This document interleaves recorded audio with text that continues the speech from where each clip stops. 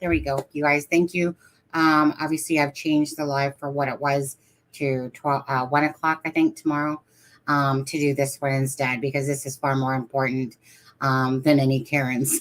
I'll put it that way. Anyway, so this is a missing child, 9 years old, obviously female, white, 5'1", 90 pounds, dirty blonde hair. Her name is Charlotte SENA, and was last seen at Moreau Lake State Park at approximately 6:15 p.m. And we'll get into different things as well. Not really fully up to date on this case. Again, it was just kind of like a last minute change, but this is more important. So September 30th of 2023, she was last seen wearing a tie-dye Pokemon shirt, blue pants, and black Crocs. The attached picture. So I just kind of made my own picture here with the one that I found online with this information. So anyone with information, of course, contact the SP Wilton at 518-457-6811 or email crimetip@troopers.ny.gov. Now, I will in just a second take this picture and I'll put it to the community page. Actually, go ahead, Adam.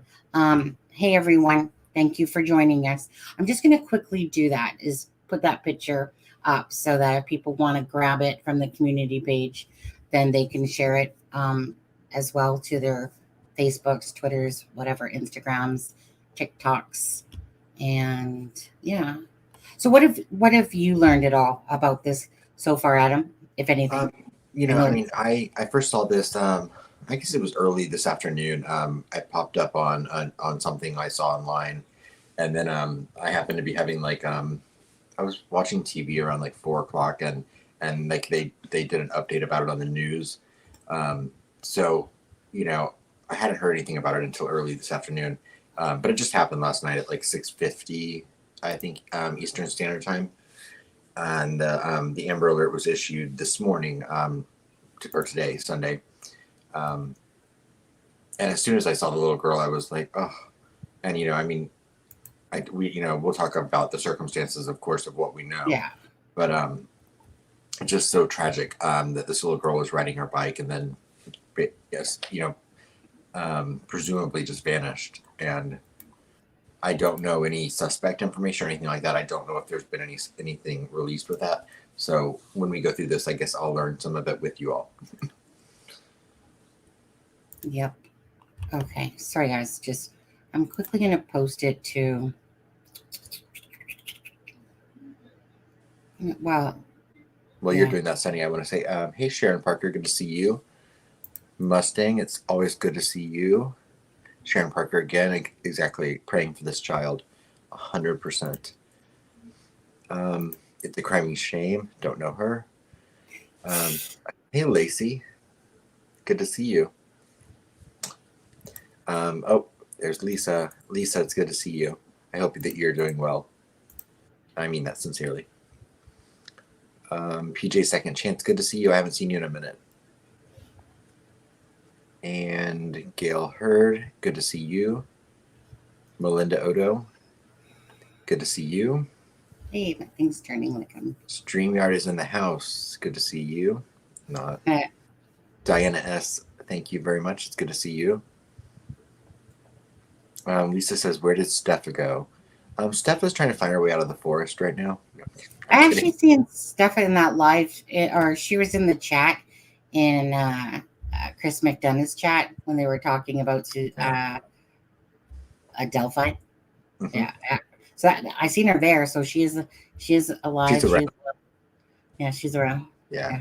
Hey Debbie. Hey Debbie Johnson. Debbie Johnson says prayers to bring this child home safely, and absolutely, I agree. And I think that we are caught up today. I don't know if you got that posted or not. See you, Yeah, Stu. I Good to did. see you. I'm just trying to find. This is what I want here. Um, is this one? Okay, let me just bring it over. Yeah.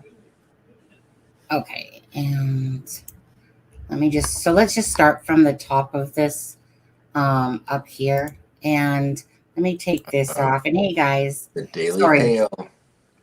Hey, The Daily Fail. the Daily Fail. You know what? It's only because they had the best probably imagery and different things like that.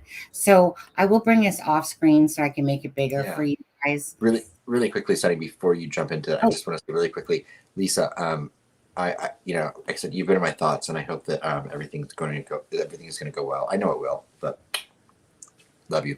Shoot, did I miss something? Lisa's just been having some health issues. Aw.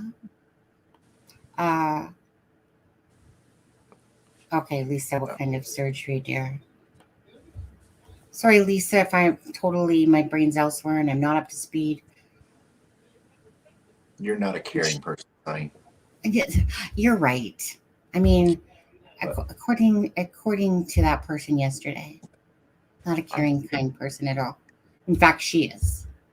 In fact, she is. But no, in all truthfulness, Lisa, I've been thinking about you. Yeah, absolutely. Lisa. Anyways, whatever it is you're going through, prayers to you, of course. Right. Yeah. I wasn't sure if she said it above or anything. No. Okay. Well, we can talk about it later if you want, Lisa. If not, then you know we love you here. Okay, so I'm gonna make this bigger, you guys, and let's just go through this. So it says, the Amber Alert was issued for Charlotte SENA 9, who went missing while riding her bike on a family camping trip in New York, as cops fear she may have been abducted. Mom begs, "I just want my daughter back," as FBI joins the search. That, right, as a mother, right, as a parent, but as a mother, it's like that feeling that is just such panic, such panic. So let's see here. The fourth grader went missing Saturday evening while she was riding her bike at Moreau Lake State Park. The National Center for Missing and Exploited Children stated that the police were to believe that the child is in imminent danger of serious harm or death. Yeah. We are leaving no stone branch, no table, no cabin unturned, untouched, unexamined in our search to find Charlotte, Governor Kathy Hochul said. So they said a search is underway for the 9-year-old girl to believe to have been abducted as she rode her bike. Okay, so we just read that. An Amber Alert was issued for Charlotte SENA, SENA or SENA, I'm not sure, on Sunday morning. She was last seen around 6:15 p.m. Saturday while on a camping trip with family. Okay, so we just read that part. Charlotte was last seen wearing an orange tie-dye Pokemon shirt, dark blue pants, uh, Crocs, okay, and a gray bike helmet. She's described as white with blonde hair, 5'1", 90 pounds. "I just want my daughter back," Charlotte's mother, Tricia SENA, said to the Albany Times Union tearfully. Oh. Okay, so let's look at this beautiful. From my understanding is, she was riding her bike, had done a couple laps. They were at a campground, I guess, about 15 minutes away from where her, and I believe her siblings lived. And she wanted to ride the loop at the campground one more time by herself. Oh. and that's when her bike was found after she didn't return. And Mm. I believe it was 2 minutes, I think is what the NBC News is the article I read that said 2 minutes after her bike was found, her mother called 911. So this was, Lacey, this was last night around 6:15, I believe you said, Sonny.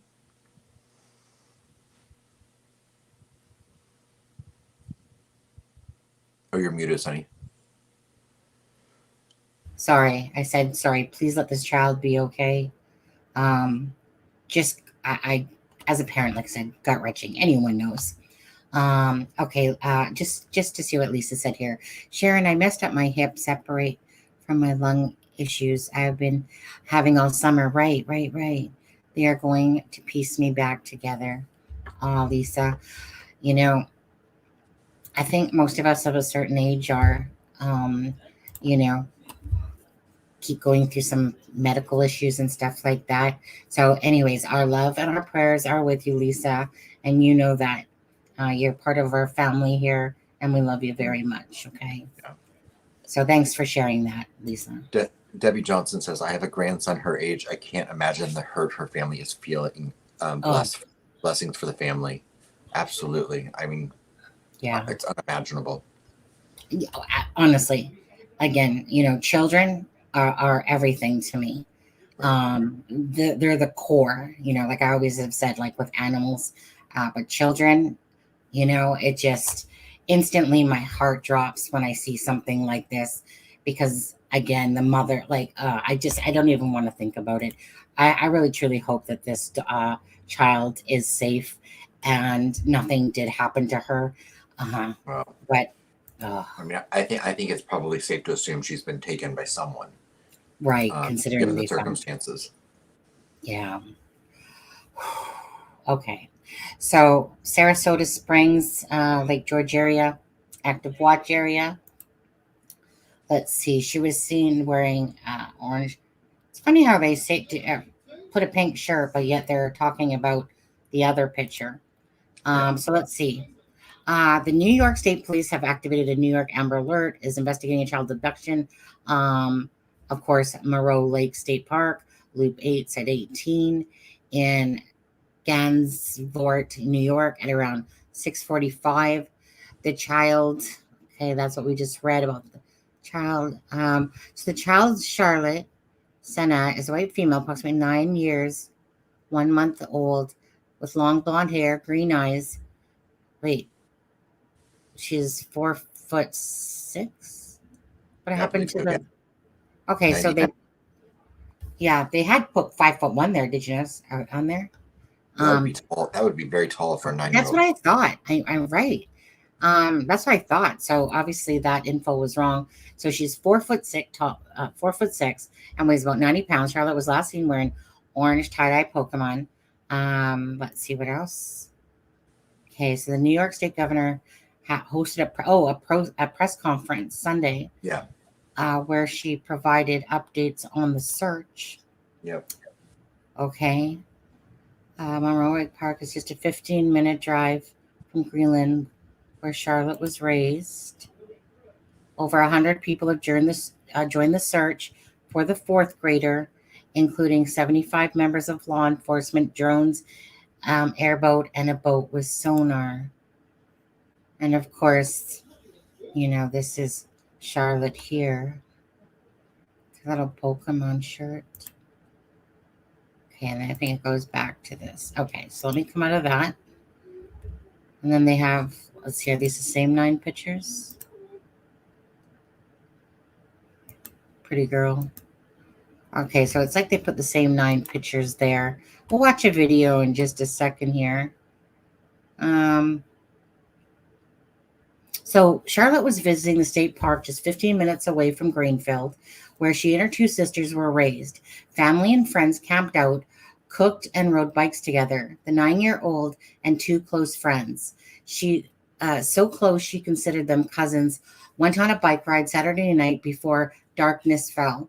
They rode loops around the trail, and although her friends decided to head back, Charlotte wanted to go around one last time by herself. Okay, so it was her When, friend, not her sibling. Sorry. pardon? Yeah. Oh, It that's was her. okay. It was her friends, not her Yeah. siblings. Sorry. Yeah. They called her name, and when there was no response, people abandoned their food and tables to search for the 9-year-old, including strangers from other campgrounds. At 6:37 p.m., Tricia dialed 911. State police were on site by 7 p.m. The fourth grader's bike was recovered, but there was no sign of Charlotte. New York State Police activated an Amber Alert at 9:35 a.m. on Sunday, noting that it was for a child abduction that occurred around 6:45 the night before. An additional search team was deployed that morning, and again, over 100 people tirelessly, including forest rangers and 75 uh, law enforcement personnel. And then, okay, so let's come off of that for a second. And hey guys, so if I can't see you, just because I'm on a different page and stuff like that. So um okay, thank you. I'll take that down. So stop screen. Let me just go to what Adam has sent me here. And I didn't get a chance to actually like watch it, but I assume it's the full thing Okay. because it's the longest one I could find. Okay, gotcha. I don't know why it opens up. Good afternoon. I don't know why it opens up, and I gotta change something because obviously for some reason it's opening up in a different tab. Copy, and then I gotta come back over here. I don't know what that is. Leave. Oh, I see. Okay. Sorry, guys. Just gotta put it into YouTube. I don't know why it's opening up. I must have done something. Okay. So we'll go to that really quick here, guys. The press conference. Afternoon. I'm joined today by Lieutenant Colonel Richard Mazzone, Troop G Commander Major Dennis Shager. We also have representation from law enforcement, including the FBI. On a picture-perfect fall day here in upstate New York, Charlotte SENA's family and friends gathered for a weekend of friendship and food and enjoying one of the last few days of good weather. They came here to just have an ordinary time. The kids could have a chance to be in nature, have a chance to be kids. And they came to this beautiful scenic state park, Moreau State Park, literally 15 minutes from where Charlotte and her two sisters were raised. They rode bikes around the loop road we see. They camped, they cooked out, and they're here to make memories, the kind that last a lifetime. But instead, the day turned into every parent's nightmare. I just met with Charlotte's parents, David and Tricia, obviously distraught. And as a mother and as a grandmother, I cannot imagine the pain they're going through. They shared with me how joyful their little girl is. A fourth grader just recently elected to be a class officer for student council.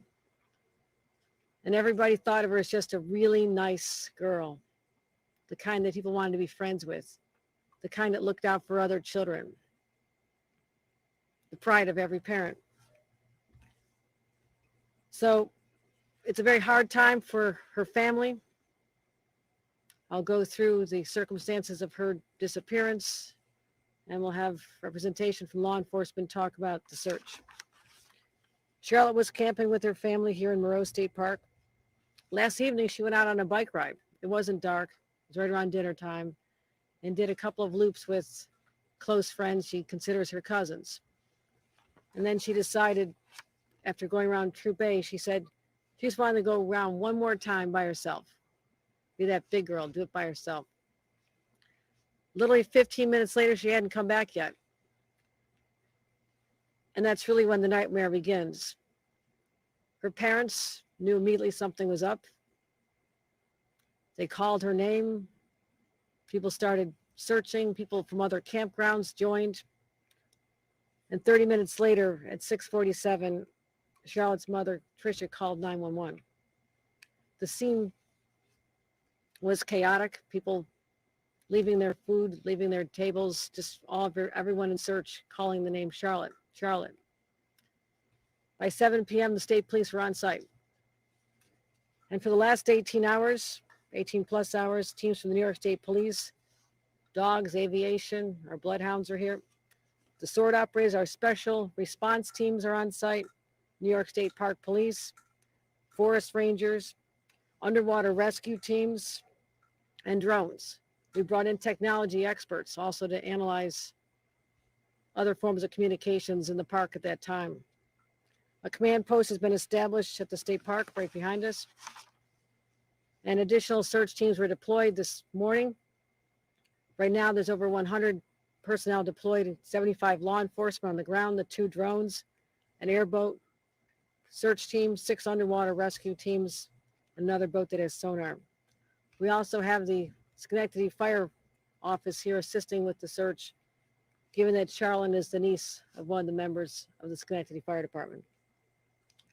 We are leaving no stone, no branch, no table, no cabin unturned, untouched, unexamined in our search to find Charlotte.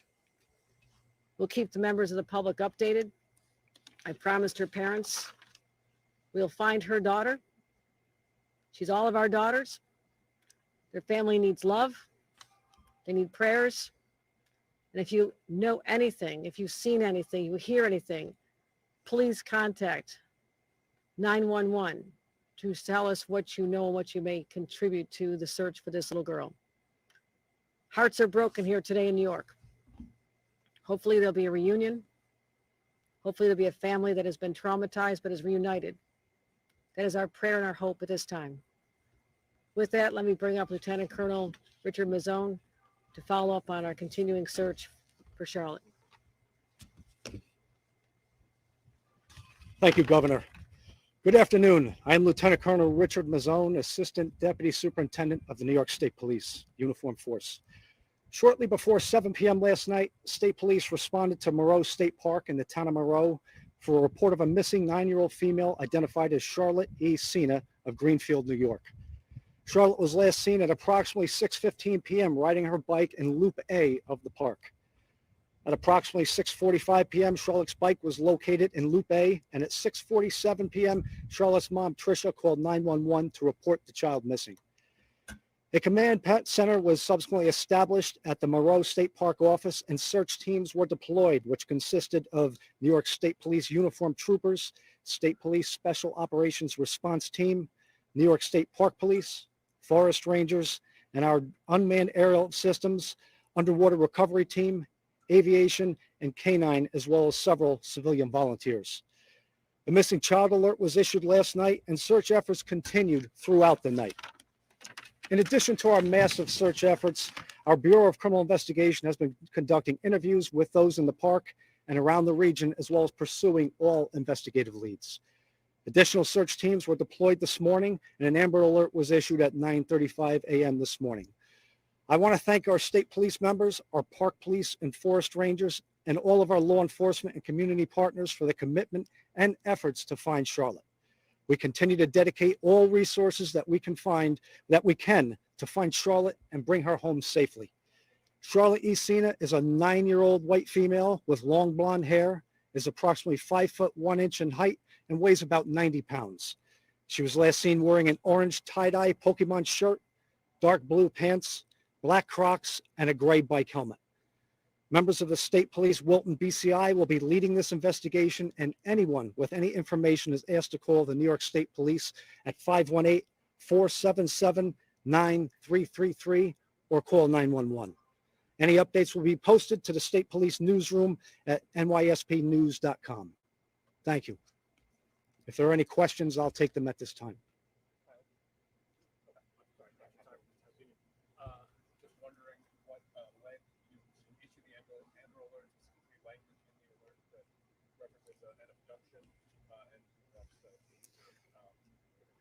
Well, following our exhaustive search of the park, we took that step of issuing the Amber Alert because we felt that after that exhaustive search, when we couldn't find her here, it was quite possible that an abduction had taken place.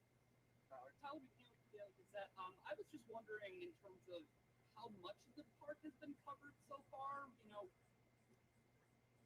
Wh- where exactly? It's a relatively large park. Well, certainly we started at the area that she was last seen, and over the course of the last 18 hours, we've conducted an exhaustive search of the park. We've been checking the waterways. As I've mentioned, we have our drones and aviation assets looking from above while our teams are on the ground. We had a bloodhound assigned to this area, several other canines. So I feel confident at this point. We've conducted a search of this park, and we're going to continue with that while we also search every other avenue. Certainly that possibility exists, yes.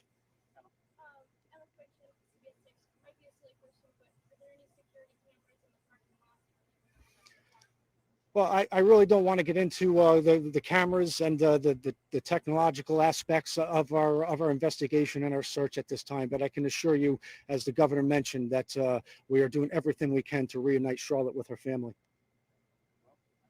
All right, thanks everybody.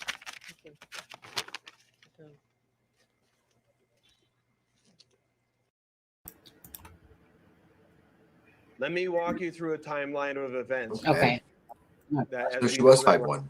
So you were, Yeah. No, well, they were right on the first thing that they said Right. on there. You know, I can't stand these type of things, you know, but we have to do our due diligence as true crime and the true crime community. And that's why, again, on the It's a Crime and Shame page and in that community page, go grab that picture if you haven't done it so already. And we just have to push it out far and wide. I don't even know what to say really, because it's so heart wrenching knowing what the family's going through. You know, Right. knowing what we do about situations like this, we can hope for the best. And that poor little girl be brought back to her. Every time I go talk about that, it just my gut just wrenches, thinking about what the mother and the family are going through right now. Yeah. Absolutely. And you know, I mean, I think they mentioned the cameras, you know, because I was thinking about that as they were talking, and you know, with this being a state park or a national park, I think they said state park. You know, I would assume there are cameras in that campground, probably at the gates, especially. So I'm not surprised that he said that they weren't going to talk about that, but I you know, I can only imagine that they hopefully have some idea of what may have transpired, but they haven't released, you know, a vehicle description, and they haven't released a suspect description. So I doubt if they do have camera footage that it was super extensive, because you know I would think that they would have put a vehicle description out there immediately if there was one caught on a camera leaving that campground.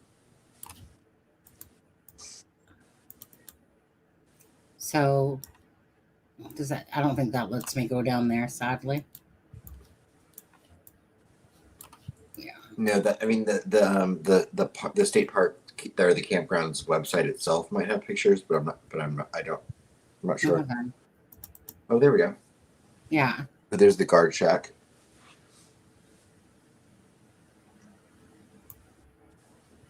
Do you see any cameras there, Sonny? I would think that there would Is there be. one in the middle there of the building? Okay. There's a spotlight. Yeah. Is that a camera?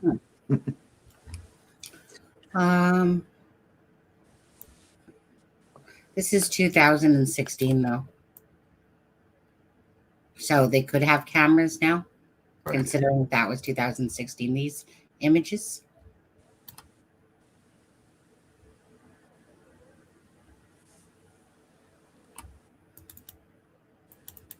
So this is kind of at least giving you an idea, you know, of the area.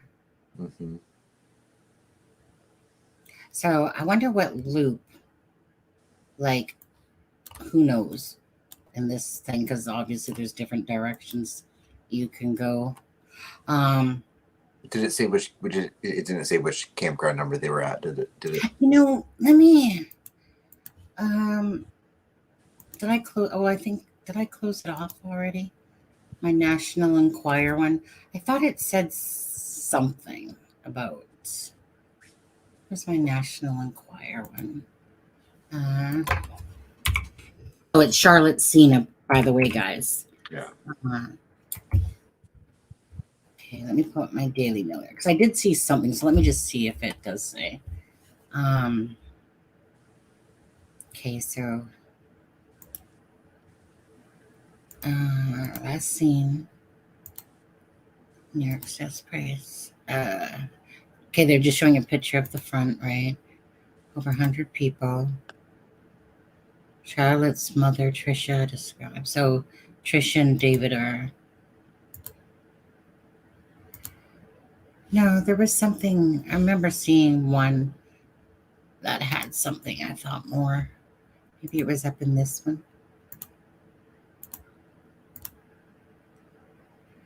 Maybe it was in this description. Okay, it said Moreau State Park Loop A, Site 18.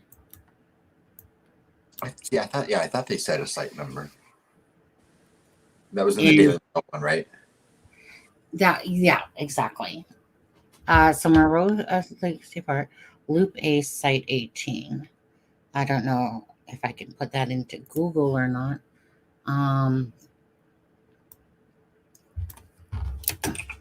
Loop A. Doubt it's going to be that specific. Loop A, Site 18. Doubt it. It's probably just going to.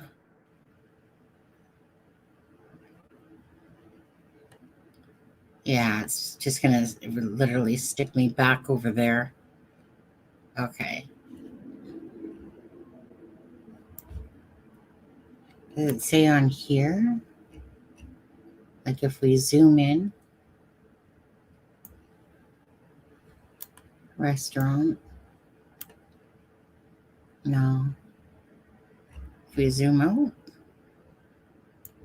everything's checked off. Announcements, gallery. Let's see.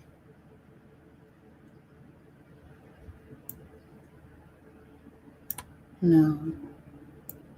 Maybe Adam, can you by chance, as I'm doing this, can you by chance see if if they have a site map? Yeah. I'll be right back. No? Sure.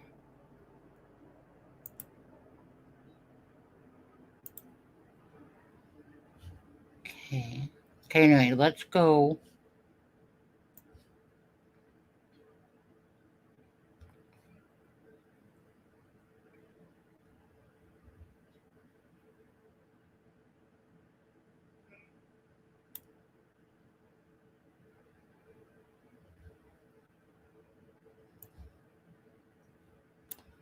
Here, let me take off those markings.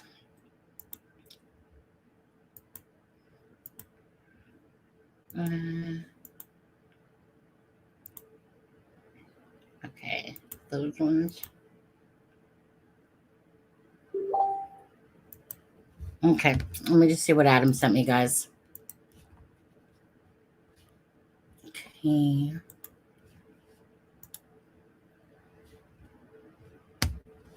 All right, I gotta open up here.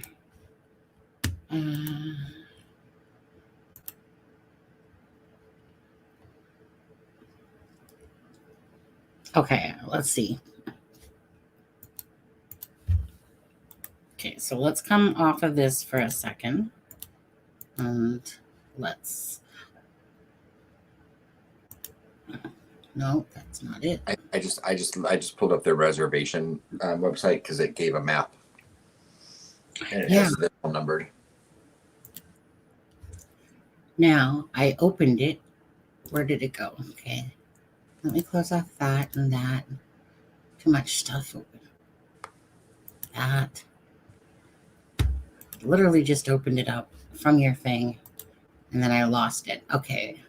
Oh, hold on. I'm on. I see where my problem lies. I'm trying to open it from here. So where did it open up? Oh, okay. It opened up there again. Gonna have to fix that. Copy.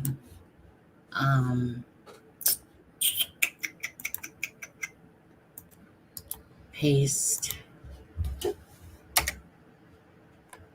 I think that should bring it up. Okay.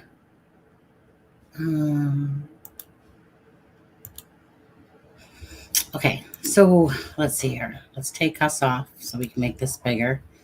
And Yeah, because it looks like they were the first group of kind of campsites near the entrance. so To the left, it's that first on the bottom there on the left. It's that little in that circle. Number here, 18. let's apply filter. Yeah. Yeah. Okay, so there's site 18. Yeah. So probably this loop that's here. Lupe. And if you look, that's the entrance right there, to the left. To the park.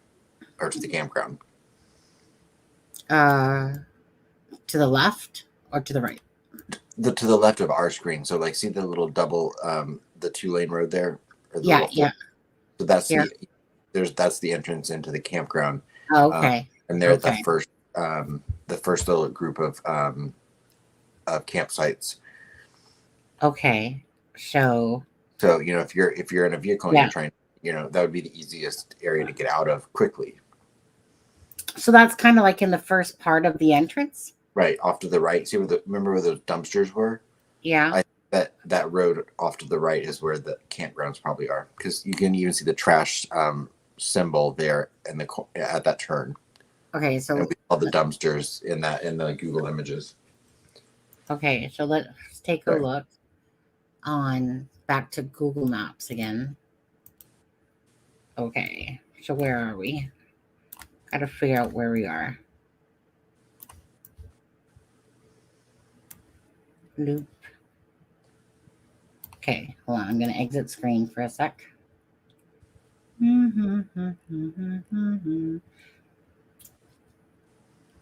Doesn't that look like, I don't know why, but that just looks like that the way that lit up like that. Mm-hmm. That's not it, eh? Oh wait, hold on. Let me move this north. Not you. You. Right. And we want the camp, or is that the campground area, or is that just the state park? Right here is the park office here. Yeah, that's where we need to go, right? So weird though, because that line that you were showing almost looked like this. Hold on. Maybe it is. Wherever we were before, it looked like the campground.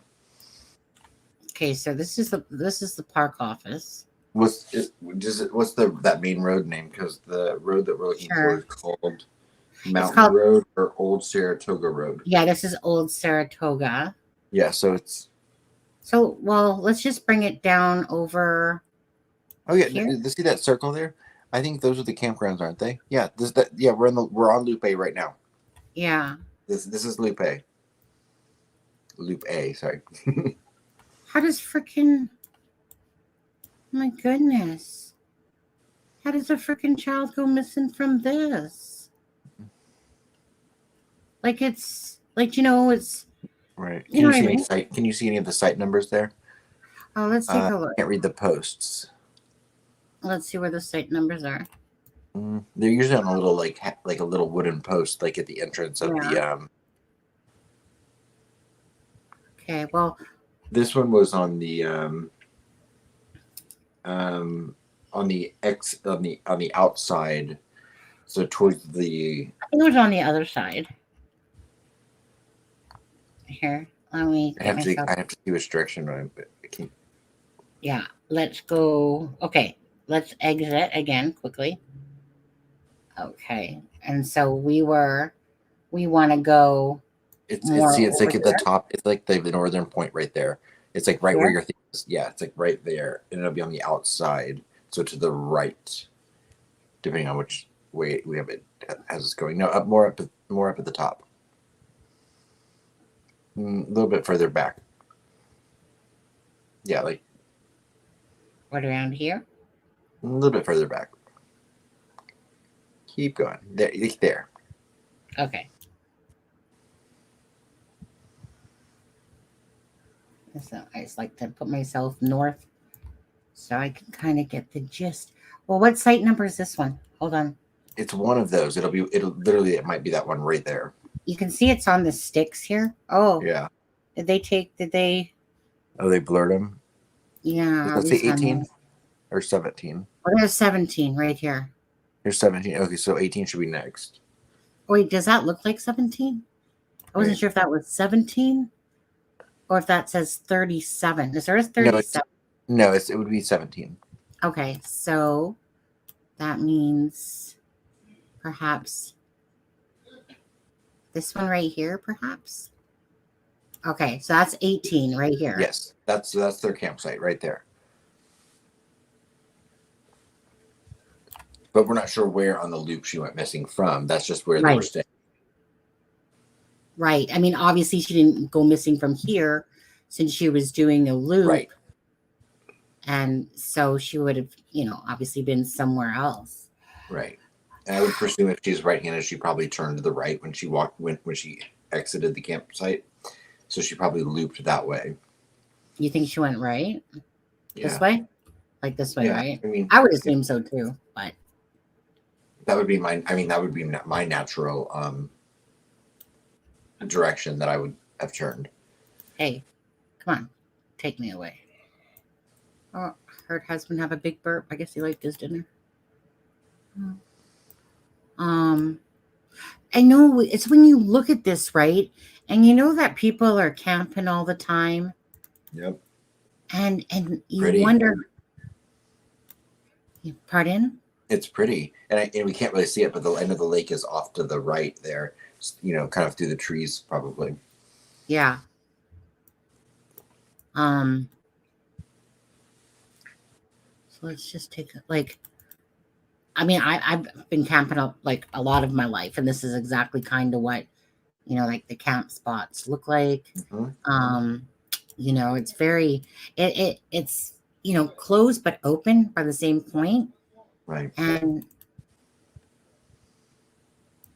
remember, this was at 6:45, 6:50 in the evening. So yeah, it wasn't dark. The gates wouldn't have been closed. People would have been eating dinner. It wouldn't have been a time of the afternoon or evening that people would have been on high alert. It's just, what's going through my head, Adam, and you guys, is, okay, this loop, it's not a big loop. There's multiple camp spots around it. I mean, it's not a big loop. And to think, so, somebody, like you would think that there would have been a scream. Yeah, we don't, just perhaps, but meaning it's such an open space that campgrounds are like right there, so unless it's one of those things that this isn't, the most, this isn't an area like you're like, oh, someone's going to set up to abduct a child right here. But yet we know in a department store or grocery store or something like that, just like that, boom, a child can be gone. Absolutely.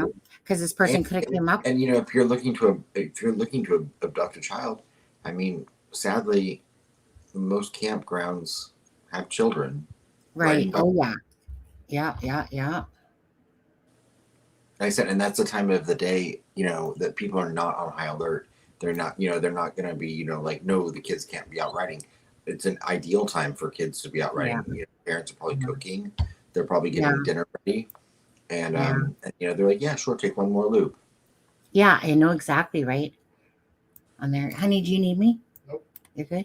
Okay. Honey, a child, 9-year-old went missing from this campground here. And it's like a very open type campground in a lot of ways. So I don't know, here, we don't know when this picture was taken, because it's already until October. We don't, we don't know how, say, busy it was, but still, like, it's unbelievable. I mean, they've had, I mean, the weather, I would have to look it up, but I mean, it's not gotten super cold there yet. So Yeah, I would they assume that, the weekends at a place like this are probably always busy until it Yeah. actually starts, like, getting cold. I just, I don't even know what to think, because in my head, I'm just like, like, so, um, someone from another campground perhaps grabbed her, like, that's already camping, or was somebody, like, you know what I mean? Like, when you go into a park, you have to kind of come in through the front and you have to Right. pay money. It's not like you just go in. Right. You have to pay money at the toll thing at the beginning of it. So that would lead me to think that, it But, would be, if it's a state park with a lake like this, though, they might, this was the campground, but people might have, paid to just go to the lake, not necessarily, and they may have entered the same way. yeah, but that would be, Adam, usually those are a different Separate. point of Okay. entrance. Yeah. Okay. Like, meaning just from my own camping place that I've been in many different ones, it's kind of like you have an area that's for camping, Right. and then you have another main one that's for like a day beach and stuff like that. Yeah. At a different I guess point of the one that I'm entrance. familiar with, like the one I'm familiar with near here that I've been to, it's one entrance, and then the campground's off to one area after Oh, you go in. okay. Okay, there's campground 18. We just did a full loop around. So let me see what the chat's saying here. As you guys here, let me bring it back to so this is the campsite. Well, you can't see the faces anyway, but Right. And I mean, that's of course not them. no. Okay. So Nice fire. Hey. I said nice fire pits. Like they're like Yeah, isn't that yeah. Okay. So I never let my kids out of my sight. Very overprotective. With my son, I was as well, Sharon. It was my son. It was my job to protect him. And some people call it smothering, instead of mothering, but I would say I was half point, maybe 3/4, ridiculous a little bit on how I was with Matthew. But I'll tell you, there was one time, Sharon, that I had Matthew and Haley in the double stroller in the mall. And Haley is a little double child. And she was such a pain. Like, you have no idea what this child can accomplish. And she was like a couple years old, if that, maybe a year and a half, 2 years old. I'm taking them I think we went into Sears or Zeller. No, I think it was Sears. And anyways, Haley starts climbing out of the thing, out of the stroller, and I'm just like, get back here, you little devil. As I do that, then Matthew, of course, who would never do such a thing, but unless he's with Haley, climbs out. Both of them are running around. And then, so I'm trying to get the one. And then all of a sudden, next thing I know, they both hid in the clothing. Like, it was one of those things, you're just kind of looking at clothing. And then all of a sudden you're like, hey, meaning you guys have no idea how protective I was. And even at your most alert state, a child can disappear on you, because my heart dropped just like this lady would have been feeling for a moment, like at the very beginning, when she's like, what do you mean you can't find her? And so I'm like doing the same thing with Matthew and Haley, like, and I'm like, Matthew, Haley, like, and I'm in such panic mode. And then all of a sudden they pop out from underneath the clothes rack, because it's one of those round circle ones. Right. And like I said, knowing full well, like, to me, you could leave your child with me any day of the week and your kid would be safe. But there's a couple of times that, like I said, you could do your ultimate, and, still, things like that happen so fast. I mean, remember the story I told about Haley? She like, Tanya opened up the door, and then Haley must have scooted out. It was one of those things where, as Tanya's just about to close the door, Haley scoots out, and it was just, I think, no, it was the door. And next thing you know, this lady comes up to my sister's door in the townhouses and says, you almost killed your child. We almost ran her over, blah, blah, blah. And it was like, what do you like, what, how did Haley even get out there? It was just one of those things. It was like a revolving door. Out Haley Yeah. went as Tanya was closing the Um, door. Yeah, crazy. Hey, Charmaine. Charmaine says a local said that after 3 p.m. on Saturdays, you don't have to register to get into that park. Oh, so again, So it could have been anyone. I mean, it is in the States. Things could totally be different. So the thing is that when you go like here, when you have a camp spot, you have to pay in order to get in. Simple as that.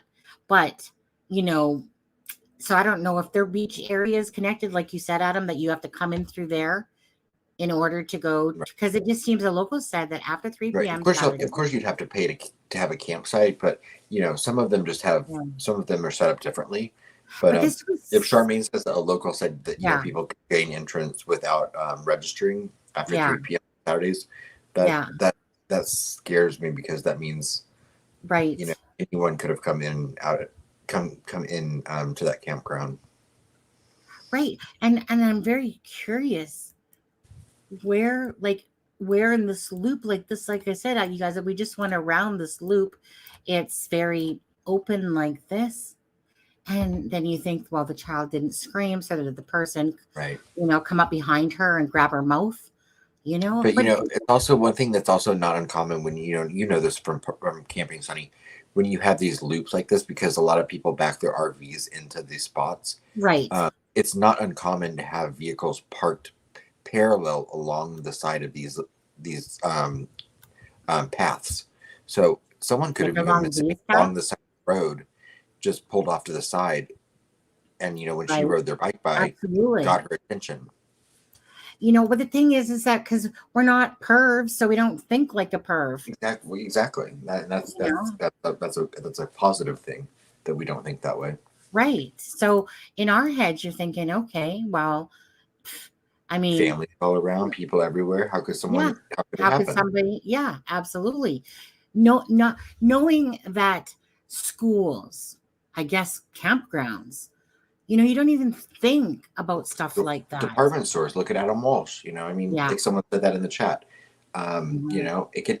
And I watched a video once of a child actually getting pulled into a car, and it happened literally. Because imagine you're talking to someone, and the next thing you know, they have your arm, and they pulled you into the vehicle. It happened in under 10 seconds. Yeah, it's crazy. All they have to do is get close enough to grab you. And Gail, I'm not against. See, I personally am not against that. I really am not. If you want to get if you want to get that chip taken out when you're 18, go for it. Yeah. No, I literally, here, I'll put us to the side here. Well, I don't know, but like if I knew that my niece would be safe until she was 18 years old, if she was chipped, I would be all for it. Yeah, and you could also have someone as a guest or a day use. I'm so heartbroken for these parents right now. Yeah. And we don't know anything about the family. We don't know anything about, any of the circumstances other than, I know that someone said that it was 30 minutes later that they called 911. The article I read had said it was like 2 minutes after they found the bike. So yeah. So 6:45, I think it seemed like. Right, and then she, for 15 minutes she didn't come back, and so they started to look for her. So then I guess after they found the bike, they called 911 right away. Yes, Sharon. Yeah. Yeah. I think that's what prompted them to call 911 right away. But still, that loop was not very big, so it's not. I wonder, was her bike just discarded on the side of this path? Because that would have taken 2-3 minutes to discover if you were driving around it in a car. So where did they discover the bike? Yeah. Considering they said she was just doing a loop. Yeah. So if the bike's just on the side of the path here, where did they find the bike? Or was it in the woods somewhere? Like, was this person on foot? Is this person in a car? why don't we have a vehicle description? Why are you giving me that view? I hate it when it does this. I'm Okay, hoping I'm hoping that they, have some more information, because I'm just praying for this little girl and her family. So this is the loop right here. And you said, and it was about right here that 18 was, Yeah. I believe. Yeah. Somewhere right there.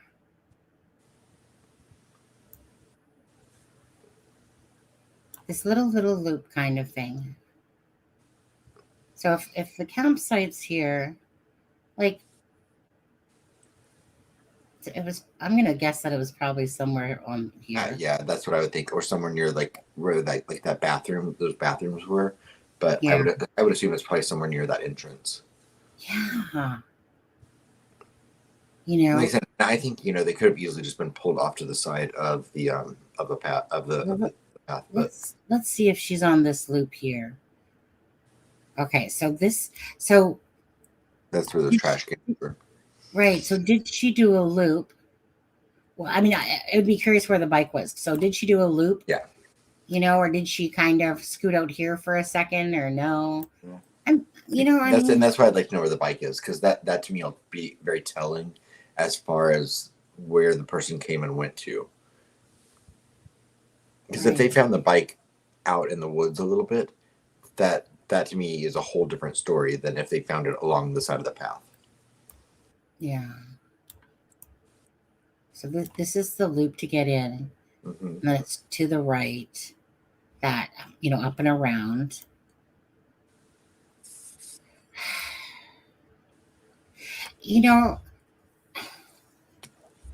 I mean, if it was an abduction and her bike was in this loop, obviously it's someone that's there just preying on a child to be open to take. Right. Whether that person was sitting there for 1 hour, 2 hours, 3 hours. So hopefully, I doubt it. I doubt it would be someone else registered to stay. Right. Right. No, because right. that to me would be too. Yeah, I mean, that would be too great. It'd be very brazen. Yeah, and just picture if there's other people camping here too, though. Yeah. We don't know. If you're camping there and if another camper had done this, I mean, I can't remember what they said. The police were there in like no time whatsoever, so they had no getaway time. So I think it's probably. I doubt that it was another camper. Unless it was like a family member of it. I doubt it was anyone registered to camp there. Yeah. Oops. It's not the one thing I want. I want this. 1 second. Like I mean, I would think that it's a complete stranger on child abduction, and they probably were in a vehicle. The only thing that I would think that could be possible if it were someone staying at the campground would be a situation like that little girl, and I can't remember where it was, but remember the 14-year-old cousin, or the mother's boyfriend's son. Oh yeah. I can't. And yeah. Oh, okay. So, Duty Ron, only because I just went to my thing. So, Duty Ron apparently has Jenny SENA on her, on his live. Oh wow. Like JENE, and then Is that the mother? Pardon? Is that the mother? No, the mother is Trish. That's right. Sorry. But if I play this, no, she was just talking. Wait, and then there's someone named Twyla. I'm not sure. I haven't clicked on it or anything. Is Duty Ron gonna copyright strike you? Yeah, I'm not gonna risk that. Yeah. I'm sorry, but his ego has preceded him. I really liked him before. Well, now he would. Sorry. Yeah. I No, was going to be like, no, he would never. We love Duty Ron. Sometimes you just find it a little bit offensive, like just because, like, it's like he was from the Suzanne Morphew case, and I was one of his like first 50K subscribers. And Duty Ron would always acknowledge me in the thing. And then when I got off the Suzanne Morphew case, you know, it's kind of like I was doing my own thing with Delphi. I hadn't really talked to him. It's just that when I messaged him a couple times on Messenger, it's like, you know, when somebody looks at your message and then they never answer you back. And then I messaged him again and he did the same thing. And I'm like, oh, did somebody get too big for their britches over there? Like now I'm a nobody type of thing. So maybe he just doesn't remember, like maybe because it was a while, maybe he doesn't remember. But it's just like he totally looked 2 times. And I'm just like, okay, Duty, Ron. And I even think I made a comment about it. Anyways, sometimes people just get a little bit bigger for their britches. And I feel like he was one of them. And I used to really like him because he I don't know what happened. Let me put it that way. I think that he got a little bit big for his britches on there and that he was only kind of dealing with certain people of different caliber, perhaps now at this point. Yeah. So whatever. It is what it is, right? I mean, I don't hate the guy or nothing. I just hate it when people like snub you like that. But you know, there's lots of those ones out there. You know, I can think of some other bigger names that weren't as big. And they do the same thing. It's like you don't even exist, you know, but whatever. So anyway, so yeah, I wouldn't want to like, it's one thing if I play the live because like somebody's letting me, like JLR was doing with people. And it's another thing to literally sit there and watch Duty Rons knowing that you could get a copyright. And they don't have to be nice. They could literally just give you a copyright strike. And if YouTube deems it as that, it's like, boing. No thanks. No thanks. There's 2 different things, by the way. Copyright strikes and community strikes. YouTube has community strikes. And then there's the copyright strikes when you're taking somebody else's content and you're not changing it up. You're leaving it the same. Sounds to me like the parents walked the loop. Oh, sorry, Charmaine. Let me bring that up there. Walked the loop. Went looking for her, not thinking it was an emergency. Like she just got sidetracked.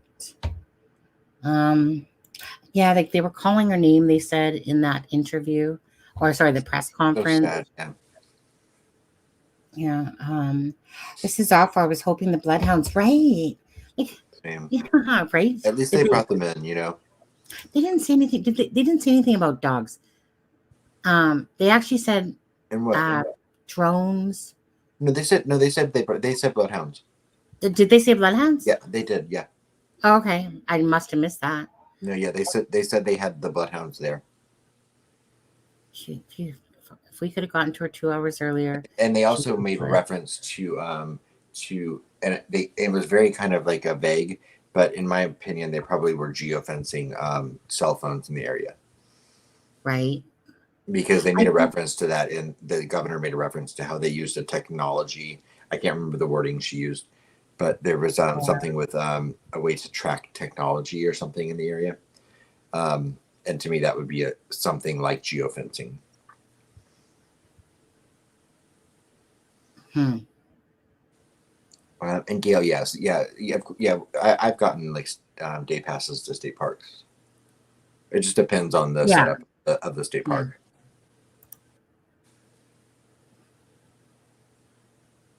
Oh, did you?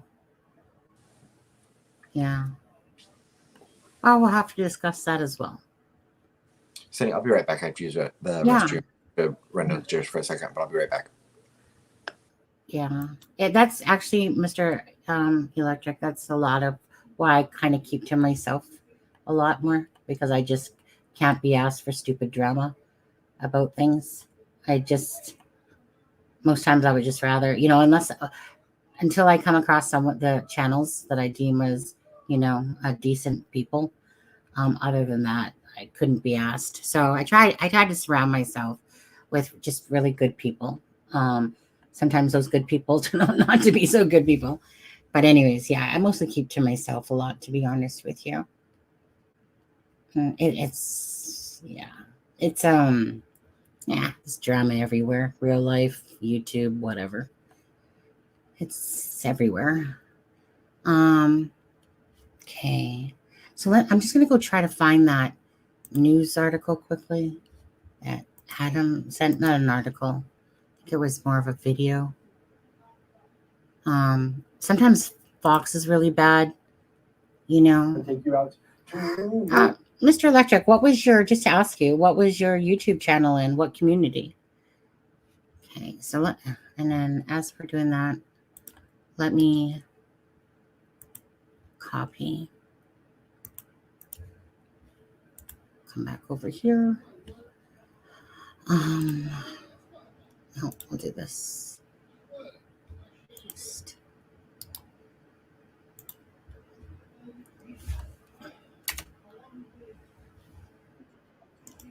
Okay, so let me bring this up, you guys, and stop screen for a minute.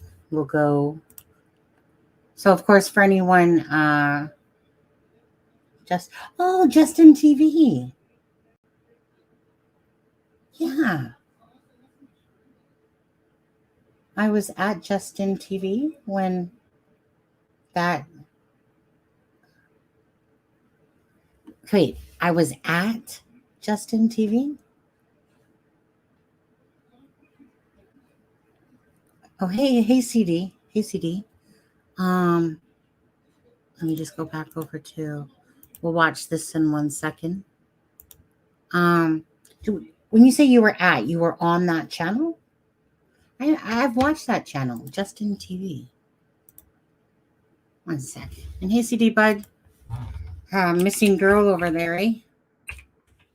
Justin TV.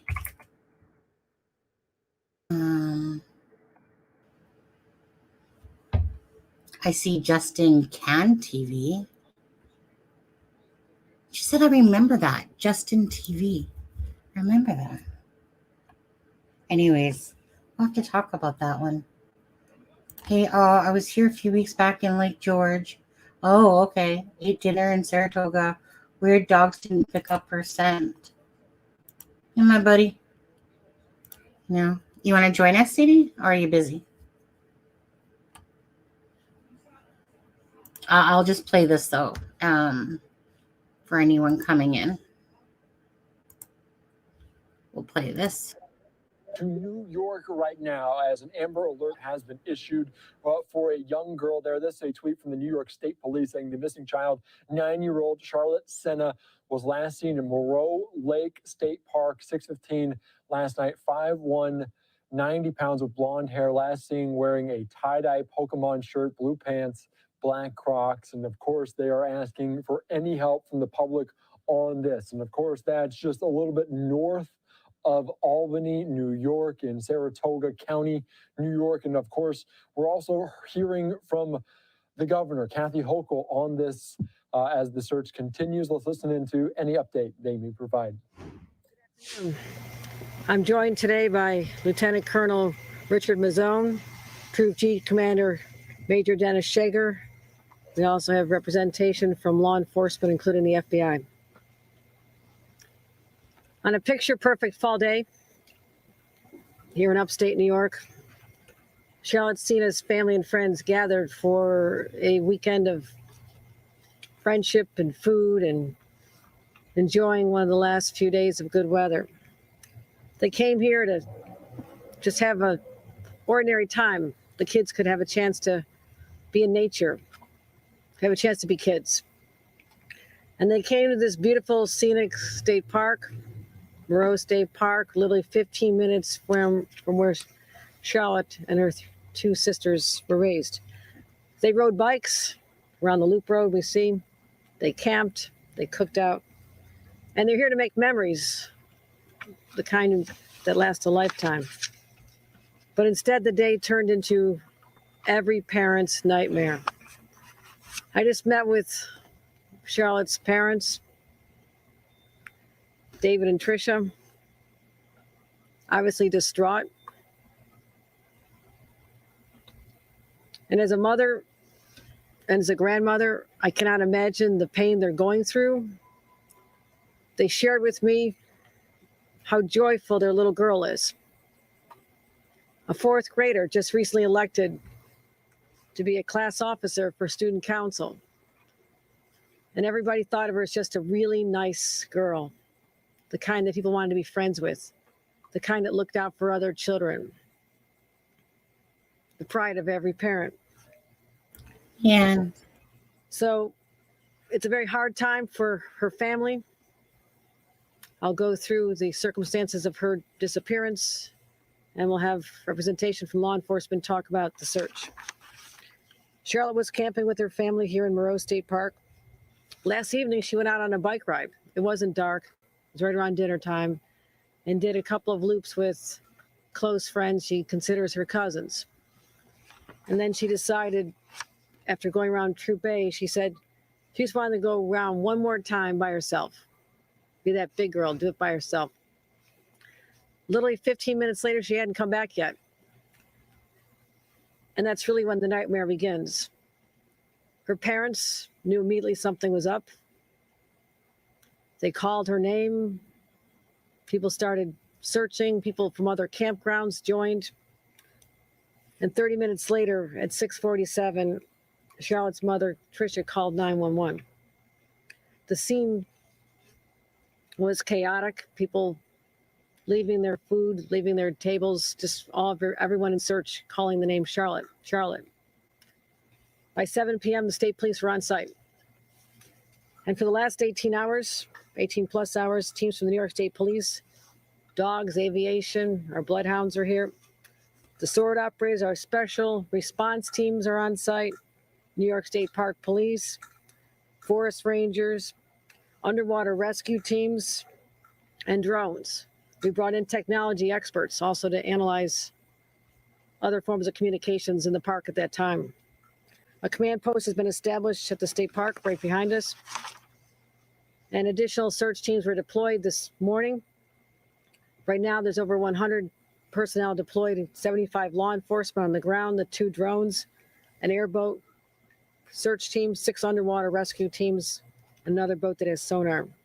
We also have the Schenectady Fire Office here assisting with the search, given that Charlotte is the niece of one of the members of the Schenectady Fire Department. We are leaving no stone, no branch, no table, no cabin unturned, untouched, unexamined in our search to find Charlotte. We'll keep the members of the public updated. I promised her parents we'll find her daughter. She's all of our daughters. Their family needs love. They need prayers. And if you know anything, if you've seen anything, you hear anything, please contact 911 to tell us what you know and what you may contribute to the search for this little girl. Hearts are broken here today in New York. Hopefully there'll be a reunion. Hopefully there'll be a family that has been traumatized but is reunited. That is our prayer and our hope at this time. With that, let me bring up Lieutenant Colonel Richard Mazzone to follow up on our continuing search for Charlotte. Thank you, Governor. Good afternoon. I am Lieutenant Colonel Richard Mazzone, Assistant Deputy Superintendent of the New York State Police Uniform Force. Shortly before 7 p.m. last night, State Police responded to Moreau State Park in the town of Moreau for a report of a missing 9-year-old female identified as Charlotte E. SENA of Greenfield, New York. Charlotte was last seen at approximately 6:15 p.m. riding her bike in Loop A of the park. At approximately 6:45 p.m., Charlotte's bike was located in Loop A, and at 6:47 p.m., Charlotte's mom, Tricia, called 911 to report the child missing. A command center was subsequently established at the Moreau State Park office, and search teams were deployed, which consisted of New York State Police uniformed troopers, State Police Special Operations Response Team, New York State Park Police, forest rangers, and our unmanned aerial systems, underwater recovery team, aviation, and canine, as well as several civilian volunteers. A missing child alert was issued last night, and search efforts continued throughout the night. In addition to our massive search efforts, our Bureau of Criminal Investigation has been conducting interviews with those in the park and around the region, as well as pursuing all investigative leads. Additional search teams were deployed this morning, and an Amber Alert was issued at 9:35 a.m. this morning. I want to thank our state police members, our park police and forest rangers, and all of our law enforcement and community partners for their commitment and efforts to find Charlotte. We continue to dedicate all resources that we can to find Charlotte and bring her home safely. Charlotte E. SENA is a 9-year-old white female with long blonde hair, is approximately 5 foot 1 inch in height, and weighs about 90 pounds. She was last seen wearing an orange tie-dye Pokemon shirt, dark blue pants, black Crocs, and a gray bike helmet. Members of the State Police Wilton BCI will be leading this investigation, and anyone with any information is asked to call the New York State Police at 518-477-9333 or call 911. Any updates will be posted to the State Police newsroom at nyspnews.com. Thank you. If there are any questions, I'll take them at this time. Just wondering what led you to issue the Amber Alert, specifically language in the alert that references an abduction and any of that. Well, following our exhaustive search of the park, we took that step of issuing the Amber Alert because we felt that after that exhaustive search, when we couldn't find her here, it was quite possible that an abduction had taken place. Tyler McNeil, is that I was just wondering in terms of how much of the park has been covered so far. You know, where exactly it's a relatively large park. Well, certainly we started at the area that she was last seen, and over the course of the last 18 hours, we've conducted an exhaustive search of the park. We've been checking the waterways. As I've mentioned, we have our drones and aviation assets looking from above while our teams are on the ground. We had a bloodhound assigned to this area, several other canines, so I feel confident at this point. We've conducted a search of this park, and we're going to continue with that while we also search every other avenue. Any idea she might be outside the park? Certainly that possibility exists, yes. I have a question. Might be a silly question, but are there any security cameras in the parking lot? Well, I really don't want to get into the cameras and the technological aspects of our investigation and our search at this time, but I can assure you, as the governor mentioned, that we are doing everything we can to reunite Charlotte with her family. All right, thanks everybody. All right, you're just listening in there to New York State Police talk about this 9-year-old girl, and it was just a short time after she went for that bike ride that she potentially, as police say, they're potentially quite possibly abducted. Of course, they did an exhaustive search of that state park, Moreau Lake State Park, just north of Albany, New York. So they continue to search. They also issued this Amber Alert. Of course, the image there as last seen wearing a tie-dye Pokemon shirt, blue pants, and black Crocs. Now we're gonna leave it at there for a moment, and ACD. yeah, CD's there now. Yeah, I'm not sure. I was trying to figure out where JLR got his clip from on there, but it's not like it showed it. It was just kind of showing troopers in a picture, and then like talking or whatever like that. Right. So I was just trying to take a quick boo. And so was, I'm sorry. No, go ahead. And that was my thought too. Ann said the perp had to have a vehicle in New York State. There are lots of cameras. Yeah. And I agree. And that's why I was interested, because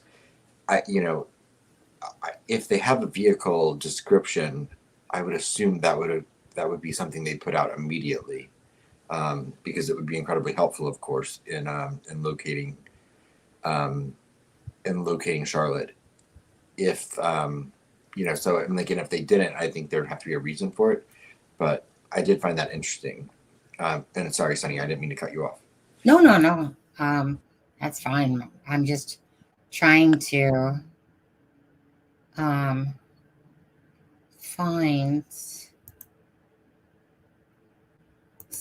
see if there's some new footage out there quickly.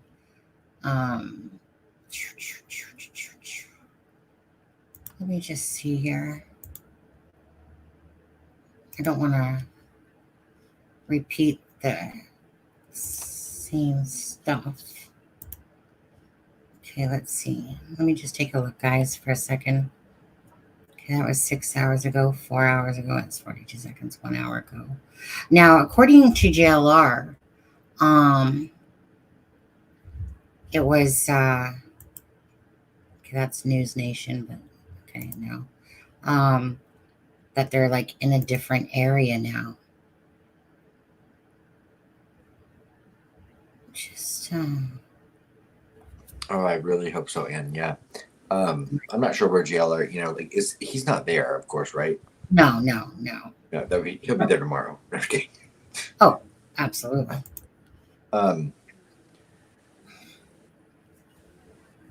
Hope so, Ann.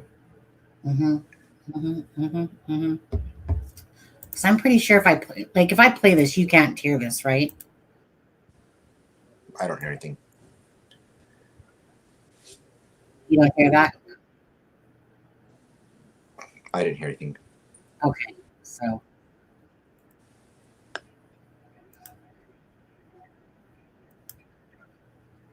you know what it reminds me of? It reminds me of an artificial intelligence voice speaking. On what he's playing. That's what it sounds like. Oh, really? Yeah. So I don't know. You guys in chat and everybody, take a look around for a second in your Google and see if there's any update going on. That's what I'm trying to do right now. Just see if there's something 3 hours ago.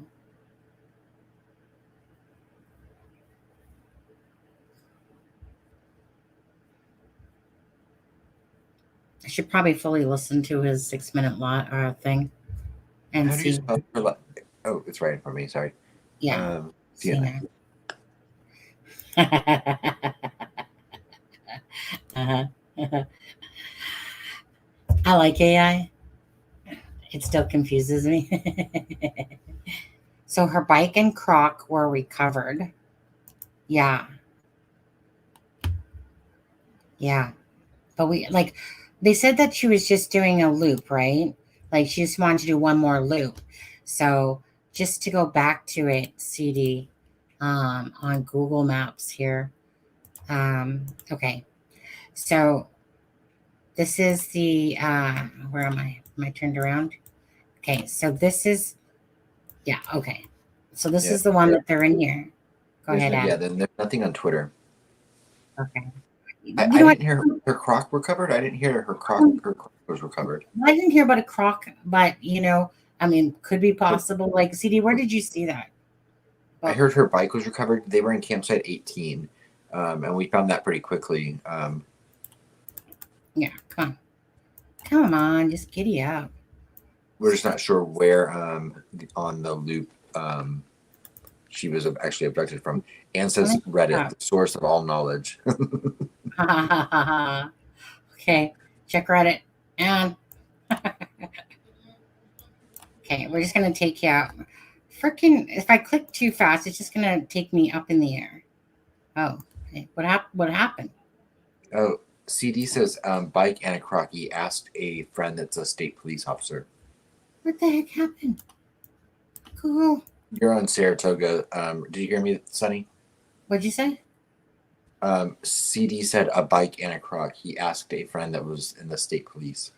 Oh, okay. Well, CD, can you ask them if there's an update at a new location that they're looking at? Just message him. Yeah, it's okay, CD, because it's for this child. But so according to, he hates this name. According to JLR, apparently they're at a different location. Sunny leaves are pretty. Well, no, this one isn't. Oh, go ahead. I would say that. I mean, it would make sense. I mean, because I would doubt, of course, that they're still in the area or in the immediate area. Debbie Johnson says her aunt is in touch with Duty Ron. Yeah, I saw that. Okay. We're just not gonna play Duty Ron's channel. Yeah. So. Without permission, yeah. Yeah. Okay. Okay. This thing needs to learn how to stop being drunk. That's what this thing needs. I think it was right here. This is 18. Okay, yeah, this is the spot Yeah. 18. And it's really, again, for anyone just looking now, it's very open. Yeah, it's got those tall. I think those are those what are those like pine? Are those tall pines? Um, these ones I think are. Yeah, that don't have the leaves at the bottom. Yeah. Well, I'm not sure what trees those are.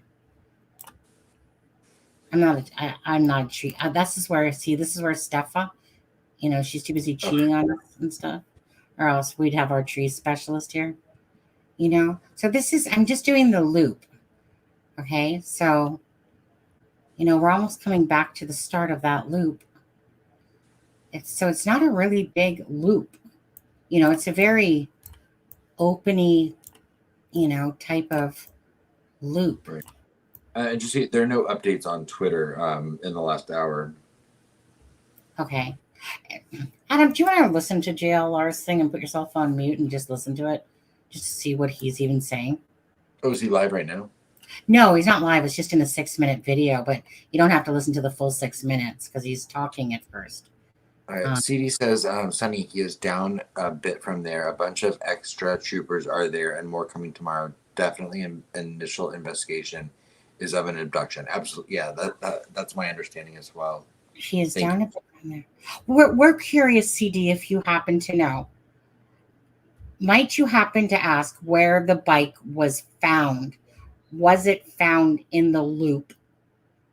And if so, because my question was if it was found along the path that she was riding, that tells me one thing. But if it was found discarded in like a wooded area, that tells me something else. I assume it was found on the path, but I would be curious to know. I pray that this child is found okay. I pray that no harm is coming to this child. Right. Well, I mean, we're what, 24, we're 30 hours in.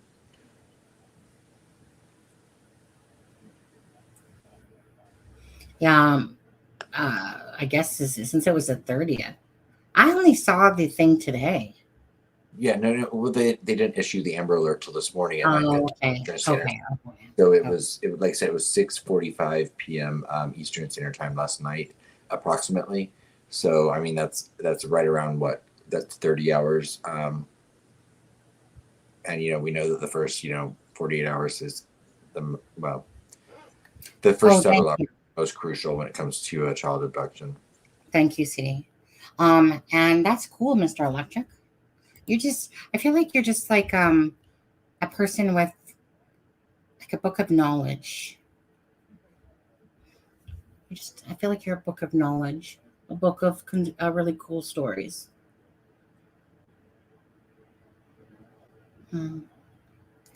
Aspinette Amber Alert signs were working all day today.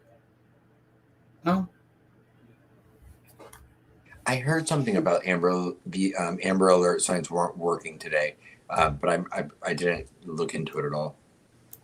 But yeah, I know they. I think they issued it at 9:15 this morning. But sadly, if it didn't go out, that's heartbreaking. Yeah, I'm just gonna wait to see if CD gets an answer back about where that bike was found. We drove an hour away to go apple picking with my kids. My wife said, that's weird. This sign just says Amber Alert, call 511. Nothing was on any signs. Oh wow. Yeah, my aunt actually only lives about an hour away from here, so I've been 30 minutes from this area. Okay. Give me a minute. I'll be right back. You just talk amongst yourself. Keep yourself company. Well, I'm listening to JLR, Sonny. Are you actually? Yeah. Well, I thought you were talking, so how could you be listening was what I was thinking. Well, so I was going to go listen for a second. Okay, I'm going to listen now. Okay. We drove up at 12:30 and back. And all 4 signs said the same thing both ways.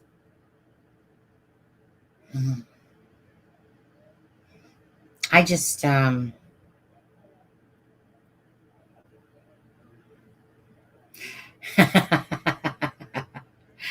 I get it. I get it. I'm willing to lose graciously.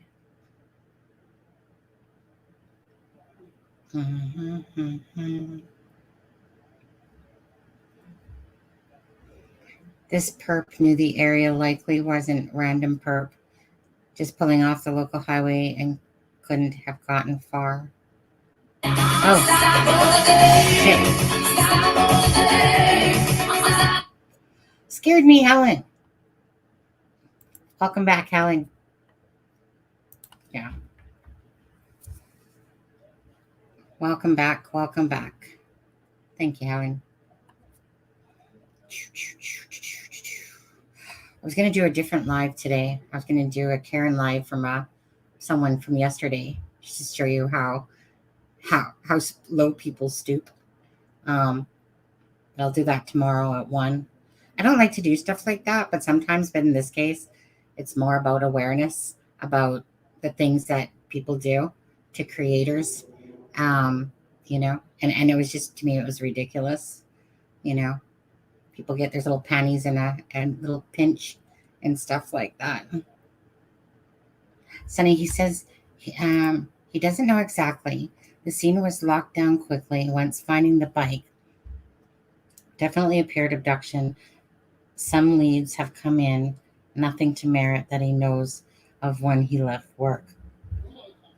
Okay, so thanks for asking, CD.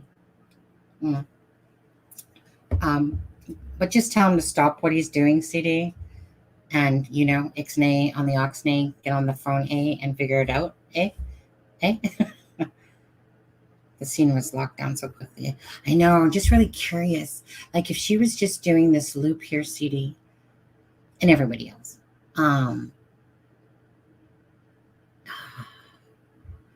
this is a parent's absolute worst nightmare. Worst nightmare.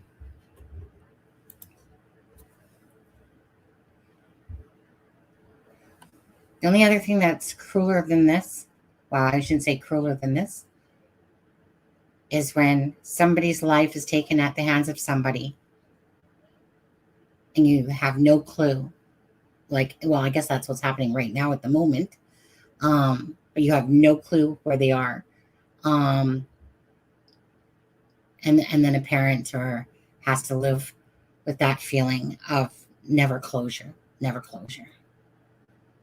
I just pray this little girl is, you know, I mean, there are times where somebody has taken a child, if that's what's happened here, which seems pretty much apparent that's what happened. That's what happened is here. Oh, but that wasn't a sentence. That's what's happened here. Yeah, it's just a worst nightmare. Usually don't reach out, right? Yeah, I know, CD. You know, I know you as a parent and any parent really, but you know how precious your children are. You know, and it's just unfathomable thinking about that. Literally, this child is riding her bike. She decides to go by herself on one more loop, just one loop by herself, which isn't, you know what I mean? That's just like a couple minutes around that loop. That's really all it would take to get around this smaller loop. It's not like it's that big. Yeah, that was a bunch of nothing. You know, was it? That's what I thought. Yeah, yeah. That's what I thought it was. I mean, they did talk about how investigators did a grid like pattern search today, where they went out from the campground, and once they hit a roadway, they would turn back. And that, you know, the undisclosed location, he just said that, you know, it's still undisclosed. So, but I mean, yeah, nothing I heard in that was like, anything that I would like listen to again. Yeah, and CD's friend as well. I mean, that Mr. Electric, you know, like I said, I'm so glad for all the success that's come out of your, you know, like I said. So Mr. Electric will come on a live. He's spent time in prison with Ted Bundy, and So it'd be very, like I said, Mr. Lecter seems to be a person that I can tell he's smart, Right. and Um, just has a lot of stories. Mhm. And CD says, and these campsites, the road is very accessible. And yeah, we pointed that out earlier. That like if you were to pull into this campground, I mean, this is the very first set of campgrounds off to the right, and so the road is right there. Um, and while yeah, it looks like a big loop. I mean, if you're in a golf cart, it's I would assume, yeah, that's kind of what I was thinking, 4 to 5 minutes. I were you at this particular campground, CD? Because that doesn't look like no 4 to 5 minute trek in a golf cart to me. I think it did to me, Sonny. Did it? It didn't Yeah. to me because I just think when I'm whipping around on my bike, like I can honestly, this loop to me feels very average when I look at it. I mean, this is just the perspective from thinking about myself when I was at campgrounds, but it doesn't seem like no 4 to 5 minute golf. It could be. It just doesn't seem like it. Less. No. I like for me as I mean, it's not. I don't think it's not big at all. I don't think. No, that's what I don't think. It's big. So I think 4 to 5 minutes is kind of, Yeah. Well, I mean, he's talking about a golf cart. We're Yeah. talking about a bike. So tit for tat, really. A bike. Sweatshirt, hoodie, Mhm. jacket. Yeah. Right. And says, sure, they're accessible, but this perp is likely knew this particular site arrangement and lurked accordingly. Very unlikely someone just passing on the highway. Yeah, I agree, Anne. This is sad. Poor parents. Can't even no, and that's the thing. And so it's what CDU was saying is a typical campground thing. Usually, the fire's going, the parents are typically cracking back. Go It's ahead. 6:45 at night. The parents are making dinner. I would assume. Yes, it's still light out. It's it's warm. If the girl wants to take one more loop on her bike, absolutely. Most parents are going to be like, sure, we're in a safe area, do it. Right. It's so my heart's broken for that family, and I pray that she's okay. Heck, we'd go farther than the loop. Yeah, I saw you say that, CD. Very close. Ate dinner in Saratoga. I mean, at the end of the day, it's one of those things. Like I said, I mean, we're looking at the loop, and it's just astonishing. So, this to me, if anything, would have to be a predator. That like Anne was saying too, and I'm sure, kind of like anyone's thinking about this, that would think that it had to be someone that was literally there because they know children host children, or that campsites host children. Campgrounds host children, yeah. Yeah. And that he was waiting for an opportunity at some point, whatever child, just basically someone on the prey looking for their opportunity. Yeah. Yeah. Absolutely. And like I said, and I think Anne was saying that, after 3 p.m. on Saturdays, this state park doesn't require registration to enter. So, they could have come in, without having to, be stopped by anyone.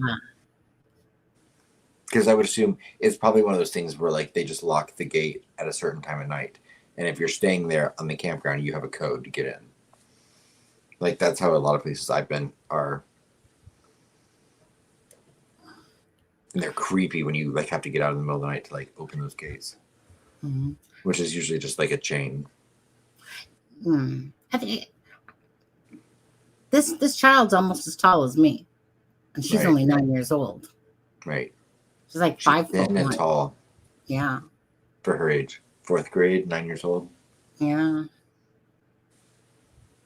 Not a guy from out of the area, even 50-mile radius. For a place like this could have checked on multiple and took. It's just so absurd that in just a moment a child disappears so fast. Like what, like, when you think about it, it's like, what are the chances, that she decides that she wants to do one more loop by herself And that's the moment that, say, if it's a predator, has that opportunity because of that simple misjudgment of wanting to go one more time, but not that she would have thought it was, Right. because again, you think you're safe. It's typical. Go to campgrounds, the kids go around on their bikes, the parents sit there, Right. have a thing, Well, and look at you just, look yeah. at Liberty. Look at Liberty and Lyric. In Evansdale. They were on a bike ride. Oh, yeah. I Right? mean, look at I just watched a 2020 special about Polly Klaus that went missing in the 90s. She was had friends sleeping over, and she's just happened to open the bedroom door to go get something, and that's where she ran into the kidnapper. He may Yeah. have taken one of the other girls if not for that. It's always like this weird um look at Adam Walsh. Could have been any other kid in that store, but Well, um, there's some people in here. I'm just going to quickly say this story, even though you've already heard it. Mr. Electric hasn't heard it. I know that, and maybe a couple other people. Maybe they have. Anyways, I'm just going to say this one again. It was. I was like. So I was born in '69. So it was 1978 when my grandma Rini died. We got a call saying that she was dying. Now my dad and my mom were not together at this point, and he called us basically when she died. Um, then there was a funeral. So we went to the funeral at my grandma Rini's home, where my, dad was staying, of course. And we asked our mom, and there's four of us, okay? There's 8 children total, but there's 4 of us. My twin, myself, and Paula, Satan, and my brother Kenny. And so we asked if we could go to the store, which is Mohawk, just, couple blocks, a few blocks down on a main strip in a sense. So what we decided to do after this going to Mohawk was my brother said, I think it was my brother said, let's go over to Scout School and play at the park. So, I'd never been there before, but obviously my brother had. And so, what CD?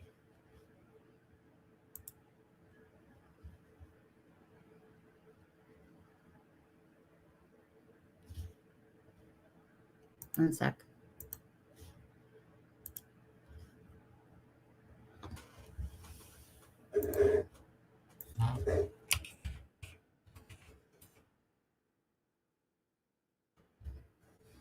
I'll just so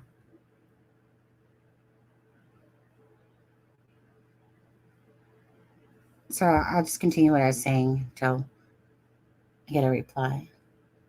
Hold on.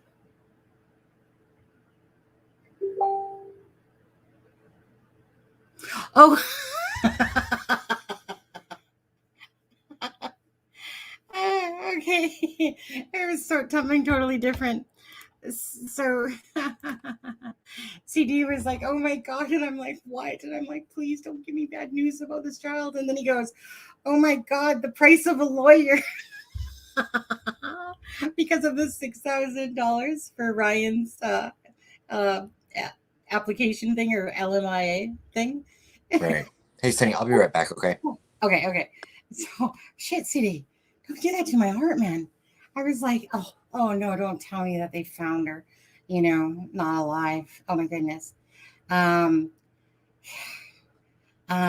so okay, so we went to Scout School, and we were playing on the swing set, and here, you know what? I know we're here. Maurice Lupe. Let me see if I can. Let me spell that anyway.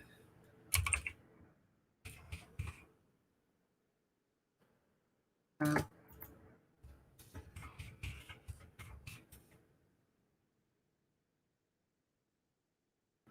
um,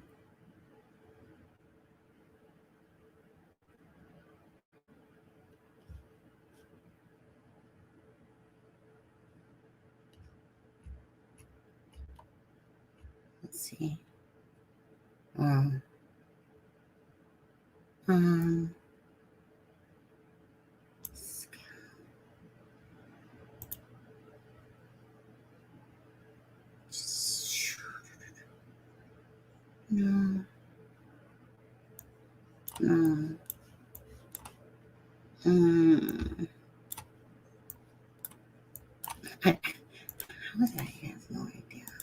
second. Don't even know how to spell it.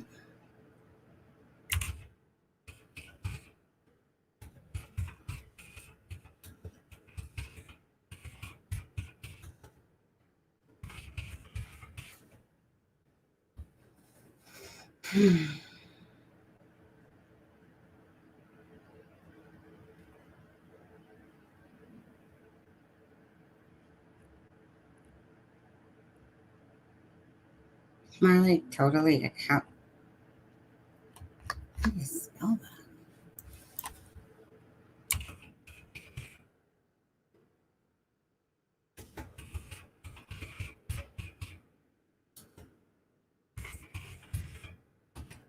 I guess it's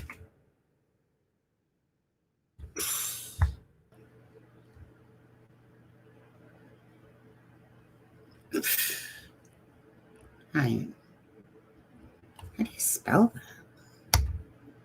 I always knew how to spell it. Like scowl. It's called scowl. Scowl. How do you spell freaking scowl? Ska. Scowl?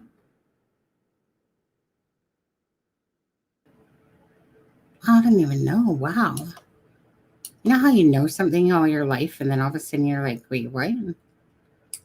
How the frick do you guys spell scowl?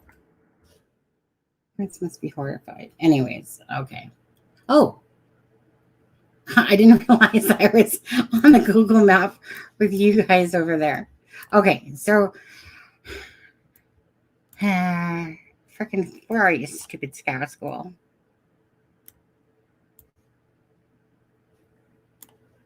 I don't know. Barnaby. How do you freaking spell scowl? I always knew all my life. Then all of a sudden I can't find it. Forest lawn funeral. Anyways, bottom line is, so let's say my whatever Grandma Renee lived here, in Burnaby, and so it was near the highway. So let's just say, so we leave my grandma's place. We go to a Mohawk gas station. No, I can't stand using that. Anyways, I wish I could actually find the school. Scowl. Hold on, I gotta try this one more time. Scowl? School? No, Scowl Elementary? School? Wait, Scowl Elementary School. What's this one? No, USA? Don't think so.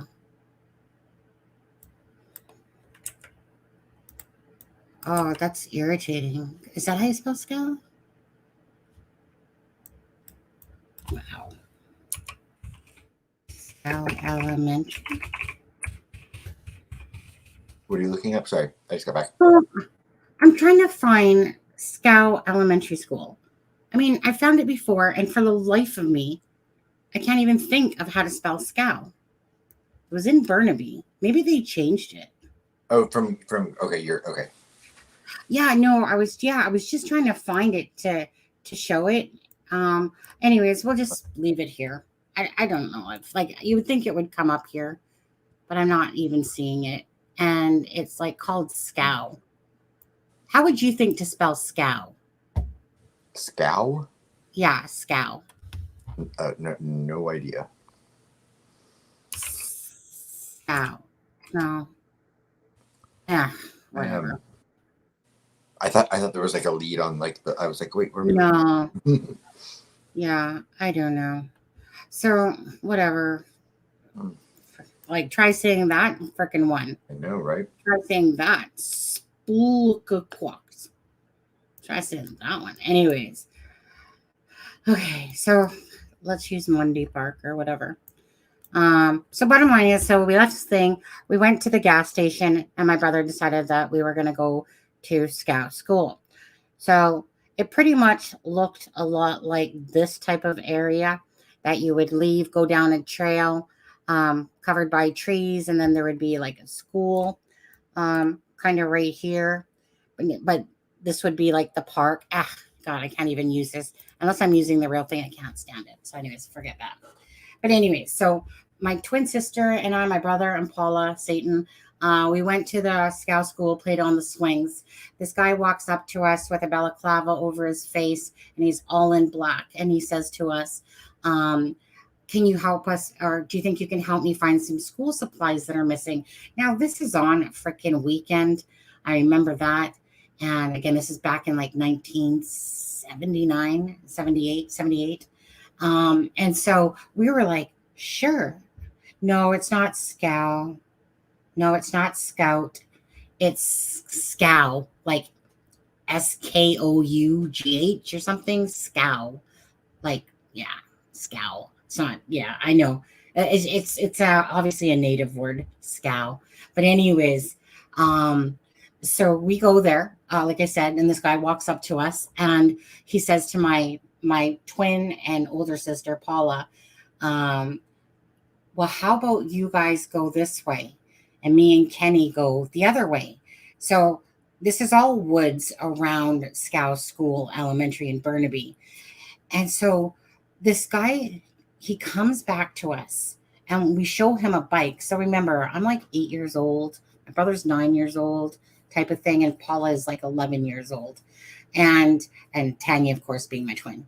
And so there's this bike and we said to the guy, hey, do you think this has something to do with the missing school supplies? And then he goes, I think it could. And then me and my brother like looked at each other and was like, we need to go find Tanya and Paula because we just knew something was weird.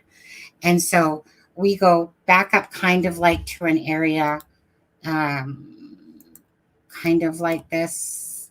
I don't know. I just wish I could find the darn school. So there's basically a crevice kind of going down the hill. So there's trees and then there's trees and there's crevice, at the school over here. And we're like, Tanya, Paula. And we all of a sudden, as we get kind of down to this crevice here, oh my goodness, like right about here, for instance, all of a sudden we see that guy running up to this side hill, like say up here, because it's right near the freeway. And we see him, we heard a horn honk. And then we saw him running to this, what I call an Ethel car, like, one of those long Ethel cars back in the 1970s or whatever. And then next thing you know, we're trying to find Tanya and Paula and we can't. So we decided we're going to go like back up the hill. And so we start walking down the path, some sort of path. And all of a sudden I hear my mom yelling, Sonia, Kenny, where are you guys? And blah, blah, blah. And all of a sudden we look behind. So my real name is Sonia and my nickname is Sunny that my mom gave me. So hence Sunny. Okay, guys. And then all of a sudden we look and my mom's running, my dad's running, cops are running behind us. And they're like, do you know you guys could have been killed and blah, blah, blah. So I'm saying this in a very quick way, but anyways, well, maybe I think I'm translating it in a quick way, but anyways, so me and my brother start laughing for a sec because we're like, what are you talking about? We're like, we're fine. So apparently with my older sister and Tanya, the guy made my twin sister lay on the ground and made Paula lay on top of Tanya, and she ended up getting raped. Bottom line is, this guy continued. So we were one of his first victims, like near the start. They totally don't know how many there are, but we were one of his first victims. Now, bottom line is his if anyone wanted to Google it, it would be called the paper bag, RAPIST. And basically he sits up in, I think, Alberta now, actually, in that some sort of prison up there. And he even says, you can't let me out because I'll reoffend. And so this is after multiple people that so the reason why he got known as the paper bag, because as time went on, he would start wearing his victims, put a bag over their head. But it was something as innocent that we thought is that literally we could have lost our lives that day. I mean, we were just lucky that he wasn't an SK, that he was an SA that went around. And he did this for like 20 years before he was caught. But I just mean it's something like that impacts you so much that's why I became very protective of my son, and why I would have massive dreams when he was in school, because I would have bad panic attacks that something would happen to him while he was at school, all because of the triggers. Meaning it didn't like these signs never came up until he was until I had a child and he was in school. And then, well, it was before then, the minute I had a child. And I want to go back to where I was. I think it was here. Oh, no, right here. Oh, no, right here. Doesn't matter. I'm going to go back over to the site here for the girls. But, there's just different things in your life that you experience, that can cause you trauma that you, like, I didn't know I had. Where was I? We need to go. This is the loop here. Okay. So it was right around here. Yeah. But, so like, thankfully we ended up, being alive still. But like literally, we literally should have known better. Yeah. What you said to me, buddy. That's just the tweet that that the state park put out. It's the only update there is tonight. Okay.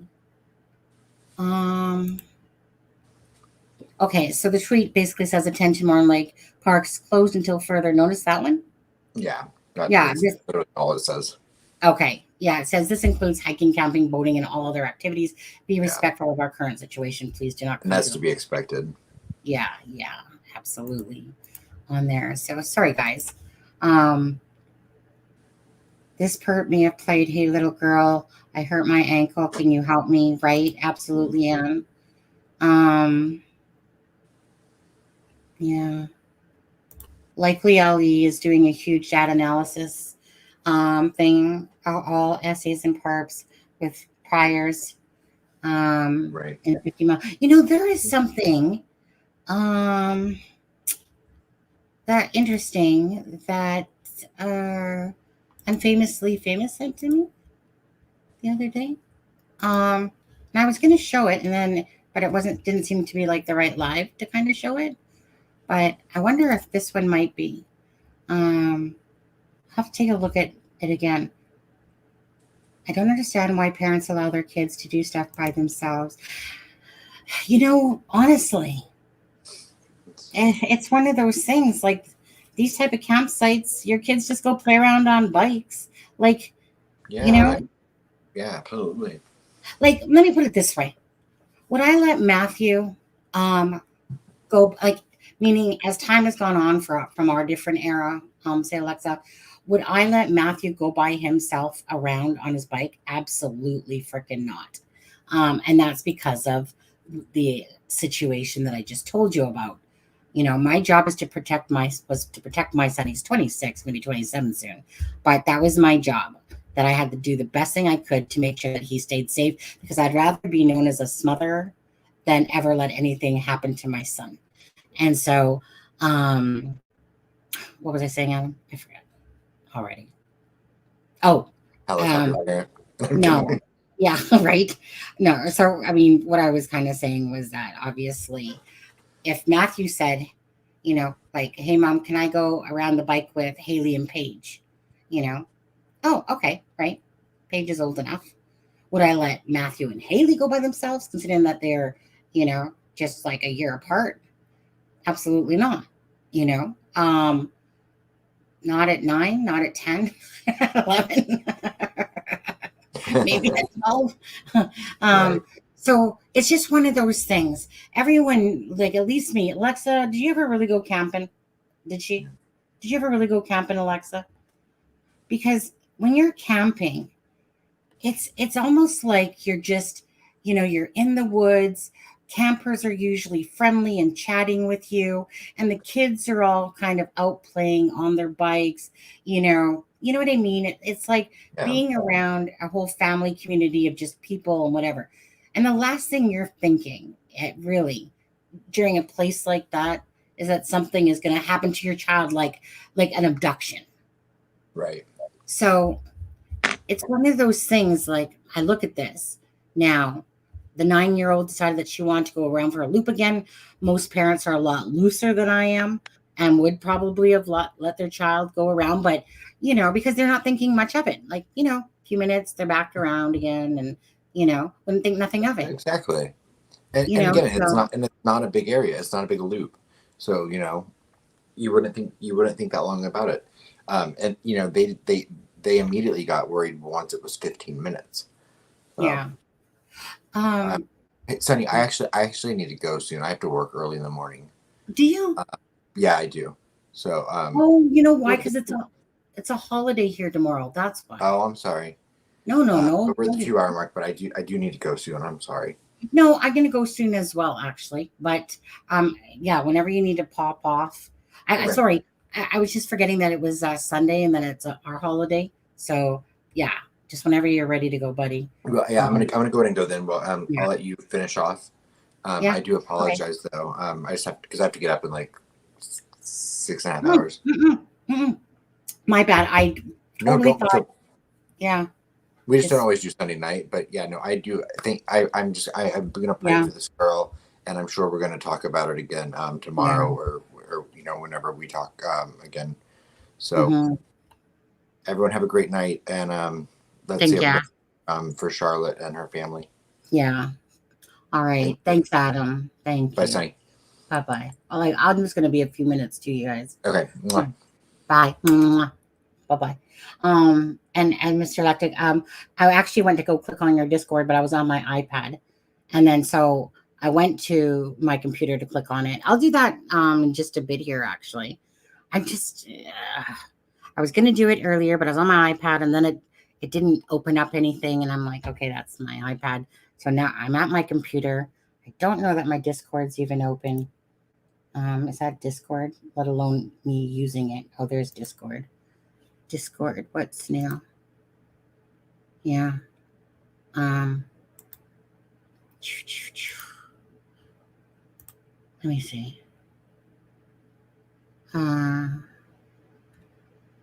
Okay. Okay, I'll click on that after the live. Yeah. Let me just come back to it the last few minutes here. I've gone camping. I've taken my kids camping. However, I'm always with my kids. I never let. Yeah, like that's understandable for sure at their ages. Absolutely. It's just really how, it's just really how parents see things. Like a lot of people think it's fine just to let their kids ride around the campground, while they're getting tanked or whatever. It doesn't matter, or eating or making dinner for the kids or whatever they're doing. And most people don't think nothing of that.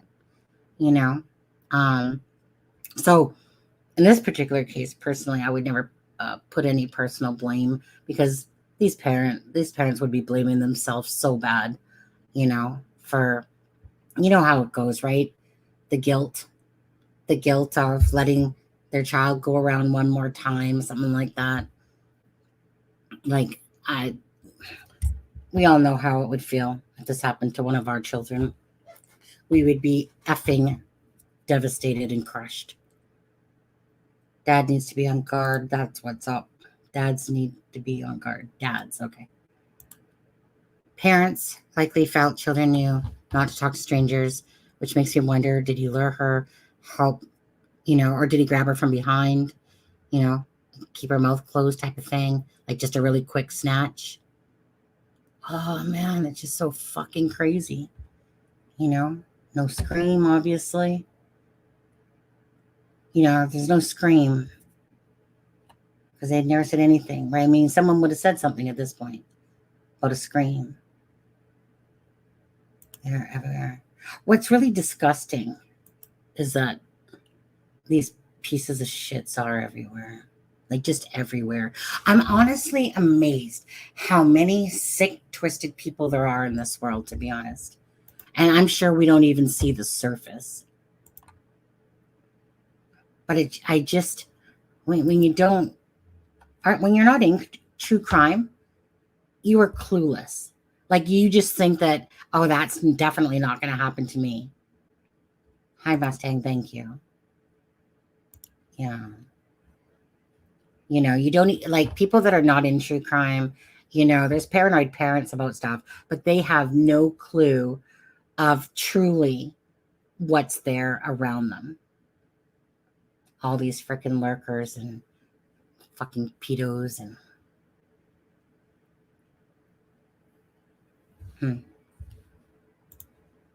what's the worst part of the Bible? I don't do the Bible. I read it when I was a kid and stuff, but that was just for my mom to get us out of her hair. This is the worst part. So I'm not sure what that's referring to. I understand not all parents are paranoid. Right. I was extra paranoid and for good reason. You know, like I said, it caused me so many nightmares. Like that's literally when I started having, like I have ridiculous nightmares. And especially when you wake up, like it was ridiculous, the nightmares. I would never fall asleep when Matthew was in school. And there's a couple times, I remember once I woke up exactly when he got out of school and I would ride my bike because it was only like 5 minutes away. It would probably be about a 7-minute walk, but like 3-4 minutes on bike. I ran out of the freaking house, hopped on my bike, mountain bike, by the way. And I smacked my hand so hard on one of those garage wood things, you know, anyways, because it's an open garage thing. Smacked my hand so freaking hard as I got on my bike and I was still in a daze. I raced to school. I'm so panicked. I had never been late picking my son up and I was only a couple minutes late. And I'm just like, oh my God, like you guys have no idea if I looked in the window and didn't see my son in his desk, you know, just that's why I had a hard time too when my husband went away. I have such bad anxiety thinking that something's going to happen to somebody that I really love. And so I just go to the worst scenario because I have had such ridiculous bad nightmares. Like just ridiculous. I can't even explain it. I can literally have what I feel is like 5 to 10 dreams in a night. And some of them are just like as if they're so real that you literally wake up going, like you just think everything's real for a few minutes. Sonny, for the family, this is the worst parts of the Bible. All the guilt, all the pain, and the what? Oh yeah, absolutely. Absolutely. That's the see for me, Mr. Electric.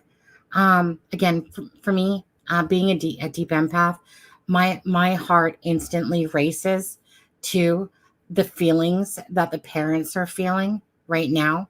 Like, yes, I know the child's missing and I want the child to return safe, but instantly, my thoughts instantly will go to the family and what's happening to how they're feeling, knowing that this is just the worst case nightmare.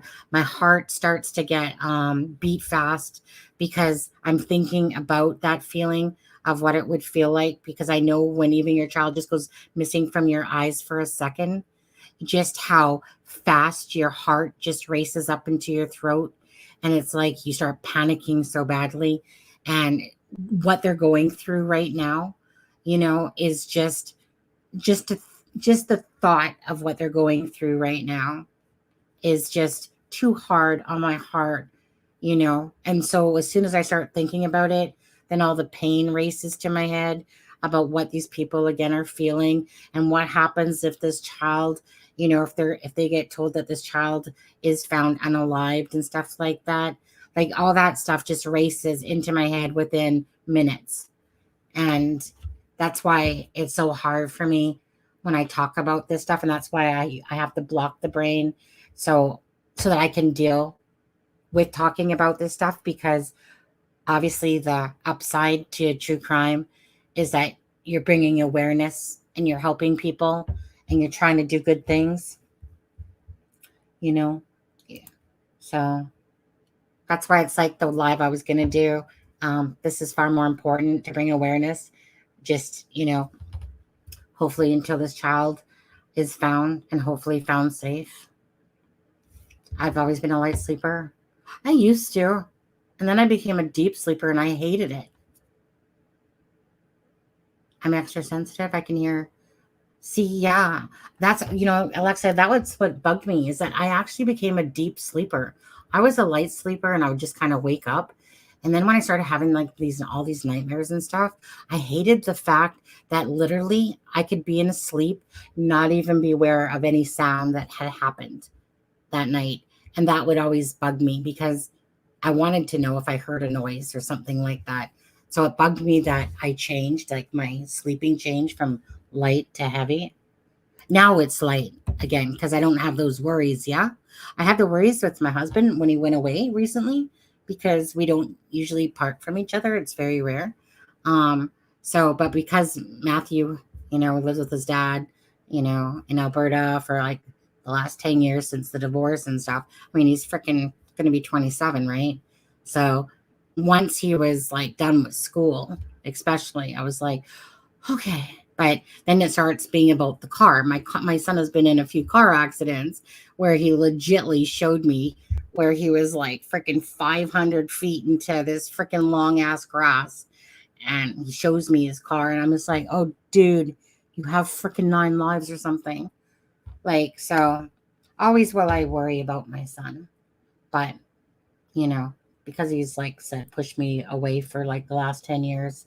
I don't know. After a while, it just gets old being told you're a shit mom and stuff like that. Or that you wish you'd go die and stuff. So it's kind of like I'll always worry about him. And when he's ready to stop being so angry at life, maybe he'll come back at some point. I had a cop tell me to my face, if people really knew what was creeping around out here, they would never leave the house. I'm here to tell you he ain't wrong. I absolutely agree. Because we see, I don't know, it's just everything, right? Like, honestly, it's just, you can't leave your doors unlocked. You can't, like, it was just so different growing up, growing up where we could just play, like, we were kind of like whatever in the Ted Bundy days and stuff like that, or whatever that other guy's name was, Oz something or whatever it was, can't even think. Anyways, that's what that's why one day when my husband made a comment like when he was going for that trip or something like that, he made a comment like, you're just paranoid because you're in true crime. And I'm like, oh no, that's when he left the door unlocked for a few days in a row. And I got upset because I realized that he was leaving the door unlocked and he never did that. And I'm like, so it's okay to leave the door unlocked while your wife's sleeping? Are you kidding me? And he's like, well, I never really thought about it because Ryan's here. Lots of times we leave the door unlocked as we go out. And I'm like, you're legitly going to work at like 5 o'clock in the morning and think that it's okay to leave the apartment door unlocked, knowing that we do have fobs and stuff like that, right? You have to, but still, it's like, who the frick would think to leave their door unlocked while your wife's in there sleeping? Like, grab a brain cell. And then he accused it of true crime, right? Pissed me off. Love him, but he pissed me off. Blamed on a true crime. And I'm just like, no, I'm just a lot more aware of truly what's out there.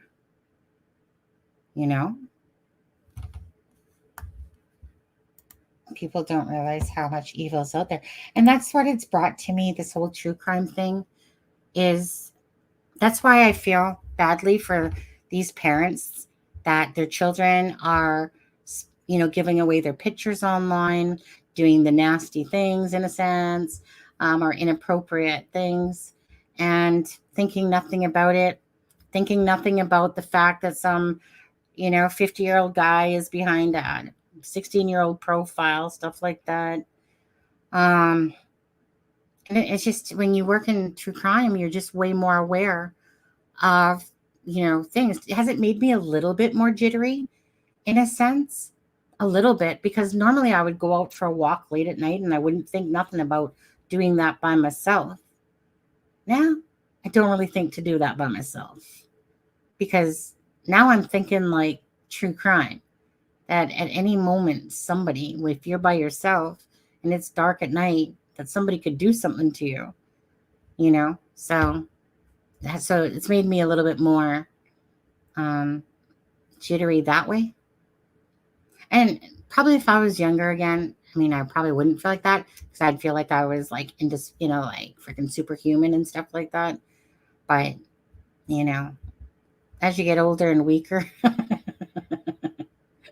yeah. Anyways, just bottom line is just trying to be more aware, and hopefully others become more aware. So the FBI says at any given time there are 25 SKs cruising the streets that they don't know about yet. Oh, I believe that.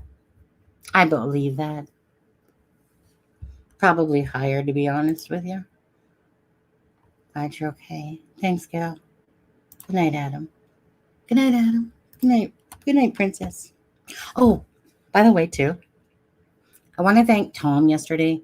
I didn't see it until today, but Tom had sent $50 PayPal to me that I'd seen this morning, and it said, I think it says, hope your family has a great Christmas.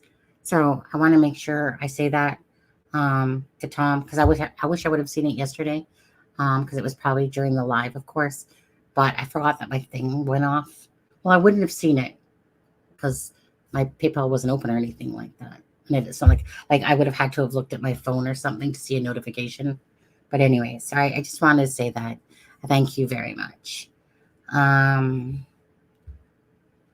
Alexa, not just kids, but adults too. Absolutely. Kids are being kids without realizing how much danger they're putting themselves at by sharing their location and pics. Right. And this is where it's the parents' responsibility to at least give them all the tools to let them know. But you know how it is. Teenagers don't, you know how teenagers are. They think they know everything. They're so full of themselves nowadays. Well, I think it doesn't matter what decade we were in, They're just like, that's not going to happen to me. Yeah, whatever, mom, blah, blah, blah. Okay, mom, sure. Yeah, wink, wink. Sure, mom. And that's the sad truth, though, is that life is usually always hindsight, eh? I used to hitchhike when I was a kid, never thought about danger. Sure wouldn't do it now. Absolutely. That's something I would never have done anyway. I read too many scary books about hitchhikers. I would never freaking. Well, no, I mean, don't get me wrong. The one story I told a while back there, not too long ago, was, it was in the Calgary one when I got into a vehicle. And the only reason why I did is because a guy pulled over, thought that he knew me. He didn't. It was freaking snowing, cold as shit. And he was like, well, can I at least give you a ride to the thing? And then he pulls into the alley and then says, so I just live right there. Did you want to come up? And I'm just like, oh my God, get me out of this effing car right now. Oh my God, I was freaking out of that car so fast. And I was like, thank you for the ride. Oh, another time I put myself in a bad position. Many times I've done that. Like, meaning I haven't done too many stupid things, but something like that is just stupid. I was just like, oh my God, I'm freezing. The bus isn't going to come for another half an hour, and it's snowing. And it's like, if you guys know Canada, freaking snow can get thick. But anyways, yeah, never ever thought to hitchhike ever. Right. Oh, it's just so sad. You guys know it, right? Every time you guys open up your thing on your sidebar there in YouTube, you got all these different freaking, because you're in true crime and stuff, all these different things. Like this person took this person's life, this person, killed this person and they had a baby because they wanted the baby or they didn't want the baby and they put it in the garbage can. And, every time you turn around, there's something. And by the way, I want to say, Sharon, who watched Chris McDonough's live tonight with Barbara McDonald? Who watched that in here tonight? I just want to say, from the part that I watched, I was actually disappointed with what I was even listening to. I was like, really? At no point did one person bring up the fact that Kagan Klein's phone had messaged Libby's phone. I don't know. I was honestly, like they were going on about Ron Logan and keeping him in this. I don't know. I honestly was listening to it, and after them talking about Keegan Klein and missing some of the major points about whether he should be in the circle or not in the circle, I was just like, yeah, I can't listen to this crap anymore, to be honest with you. Adam had sent me the link, and I don't usually watch Chris McDonough. But I was like, yeah, okay, I'll watch it. Barbara McDonald's on it, and some old nice lady, and then McDonough's sidekick there that he always has on, some sort of profiler or something. But anyways, yeah, I was actually quite disappointed by what I was listening to myself. I ended up not listening to the Richard Allen part because there was just too much missing information, and I was just kind of flabbergasted, especially with the Kagan Klein one. But anyways, just so you guys know, Barbara McDonald was on Chris McDonough's live tonight. So when I was in college, I was told about its 1/3 population. Oh, Sonny, I still ended up in prison. It's wild out here. It's like a damn Nate Geo episode, and we're the gazelle. Huh. Run with the pack if you want to be safe. My advice. Yeah. I'm sure. Like I said, I'm looking forward to the stories. Mr. Electric. I'm not even sure what your real name is, but I'll call you Mr. Electric. When I was in college, I was told about its 1/3 population. I didn't. Sharon Parker, Alex, for back then. Yeah, I know our world has become unsafe. And you know what? The thing is that obviously the population has grown, like from obviously when we were children. Like, anyone that's in their 50s up here. Obviously the population is different because when we moved to Calgary when I was 12 years old, at that point, it was 450,000. Now it's 1.5 million, right? So when I was younger, it was a lot safer. There was like, what's his name? Olson? Was it that SK Olson? I think Oswald? No, that's Oswald's JFK thing. I think it's Olson or something like that. Anyways, like there was a few SKs, but everybody was friendly. There's definitely wouldn't have been as much because obviously the population back then was way lower. And I'm talking like what, 40 something years ago now? Now? Oh my God. Not only are people whack jobs most of the time now, seriously, little snowflakes out there nowadays and all these whack jobs because there's too many people now. Some of them just need to go somewhere. Like Elon Musk needs to really get a freaking space shuttle up there. Freaking send those people off to fucking Uranus or Pluto or something like that. Isn't Pluto like not even a freaking, I think it's considered a small planet or whatever it is. Anyways, too many Looney Tunes out there. Like too many. And there's tons on here. Hence my live tomorrow. Freaking people. I went off on Chris. Oh, hey, Ann. I went off. Oh, yeah, let me just see that one. That one sounds good and interesting. Went off on Chris McD a while ago. Didn't like the way he started intruding himself into other situations like Idaho forest scene, crime scene. Oh, he's full of himself. Oh, that man is full of himself.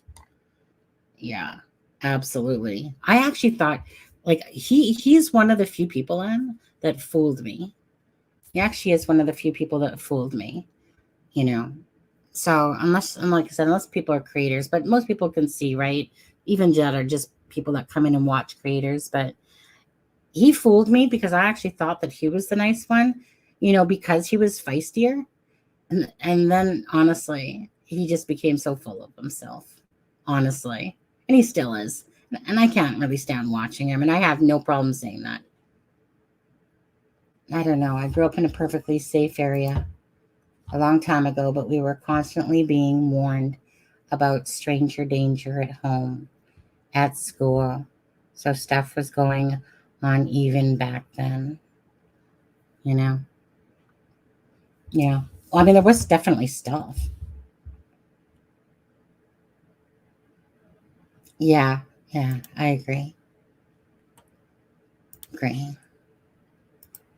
You know, my problem is this, is that I don't really mince words. Neither does Alexa, you know? And, there's people out here that don't mince words. I'm not no butt kisser by any means. If I can, if I want to say I don't like a YouTuber, I have no problem if I say it. I could care less. I could care less if they see it being said on here. Could care less. I'm saying it because I'm just saying it, and I don't really care if they hear that I don't like them as a YouTuber. Just like I don't really care if somebody freaking doesn't like me as a YouTuber. I'm perfectly okay with that. I'm just not a person to hide my feelings or hide my thoughts.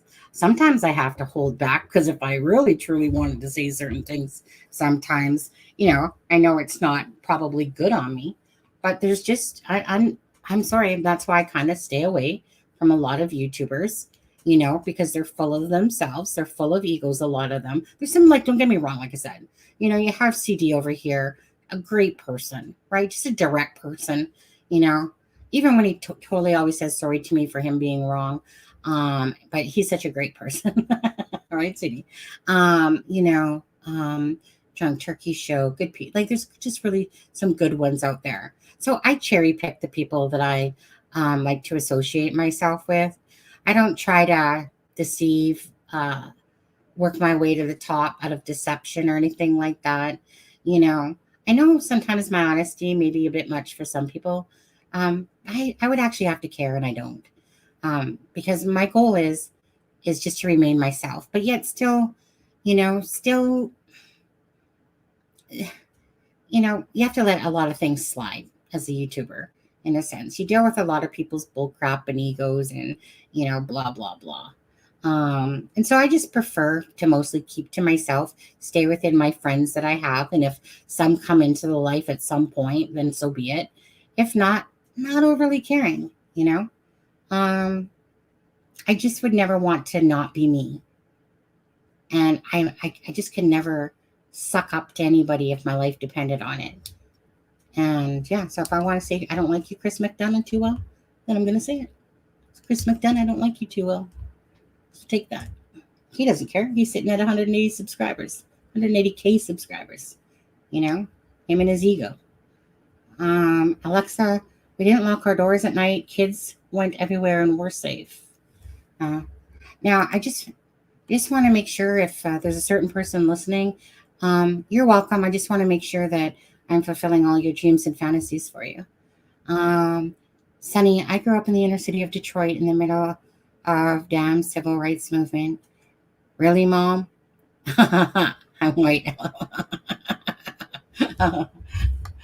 CD. He probably fell asleep. SA perps are SA perps. They're a steady percent. What time is it? We'll go like 11 more minutes, okay, guys? I think the problem is now they get let out of of their conviction sentence so easily, right? 1,000 perps, for example, letting out during CB. Right. You crack down on that, right? Honestly, if I look at the world as a whole, oh my goodness, you almost might as well go take yourself out now. It's really quite the world that we live in right now. At least I'm gonna, it'd be very interesting to see how much shittier it can get. To be honest with you, I'll be curious. For me, I kind of just stay in my bubble in life. Try to stay away from the naysayers in life too much, and just try to keep in my happy bubble, because the world is pretty vicious out there with a lot of people in it, and a lot of these freaking, oh my God, these freaking pedos. So disgusting. It's so freaking disgusting that an adult would want to have anything to do with children, and yet they flock by the freaking thousands. You know, like honestly, like I'm pretty sure, Mr. Electric, if I went to Intellius, which I don't have it right now, but I always used it. If I went to Intellius and I put in, say, where you lived, I'm sure there's going to be freaking like 50 to 100 red little markings of where the pedos are all living. Just like where Alexa lives too. You know, probably freaking a couple, near her doorstep. I wouldn't doubt. Alexa, send me your address. Google that one. But it knows. I'm not even kidding.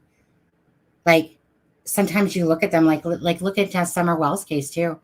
You just plunk in the area where Summer Wells house was, and how many pedos were like legitly around in that area. But then there's other ones that are really bad because you're in like an LA or Detroit or something like that, and they're just like on every freaking block. Crazy. Okay, let's close you off. I just want to see if there's see if there's another update.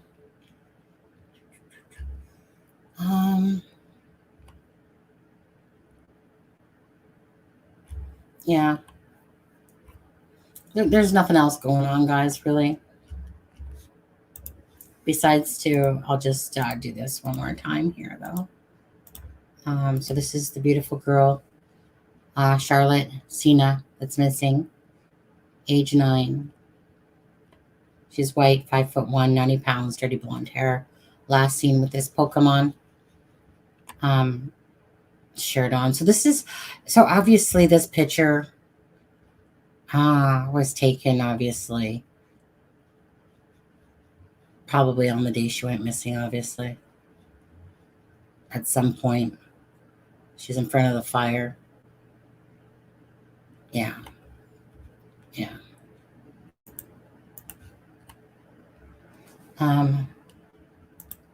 Yeah, right?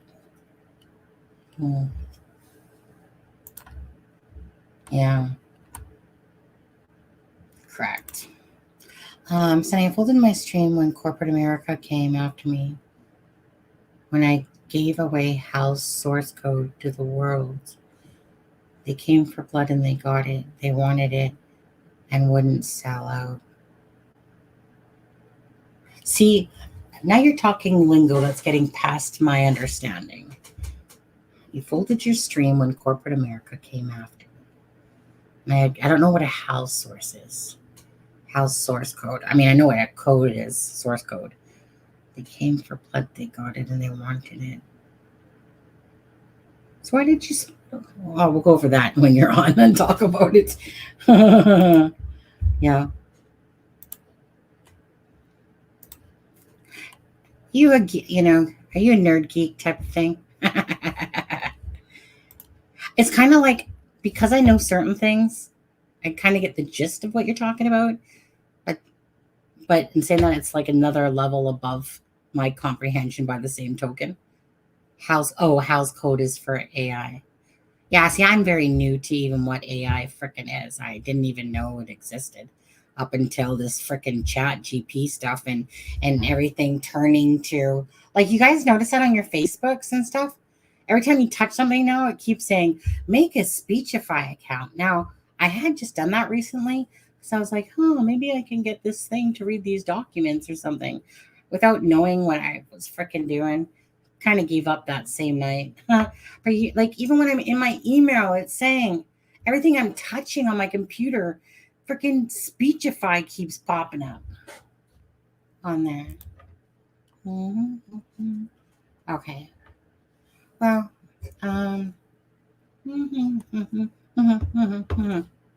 okay. Anyways, any last minute thoughts, you guys, before I get going in like 5 minutes? 5 minutes, and then I'll look at the Discord thing. I promise. The perp must be pretty. Yeah. SA perps on children are the worst. It's just disgusting. It's disgusting. It's disgusting that these individuals actually freaking are born and bred. In my head, I'm like, what makes someone even become that. Like, it's kind of like when somebody goes like, yum, let me suck on your toe. Get the F off right now, all right? Gross, ugh. There's nothing nice about fucking toenails. I'm sorry, you know? And it's kind of like, where do you get those fetishes from? But this is like bigger, right? This is like, what makes you think that a child, like what makes a person get turned on to a child? Oh, ugh. Ugh. Yeah. Sunny, just a great stream. Talking about this stream? If you are, I agree. Thanks, Mustang. I just want to say I love you, Mustang. You're a very great person. Yeah. You're a very good friend. I've noticed America's really bad on missing people. Only just a few years ago, I didn't know that people trafficking was happening. Absolutely.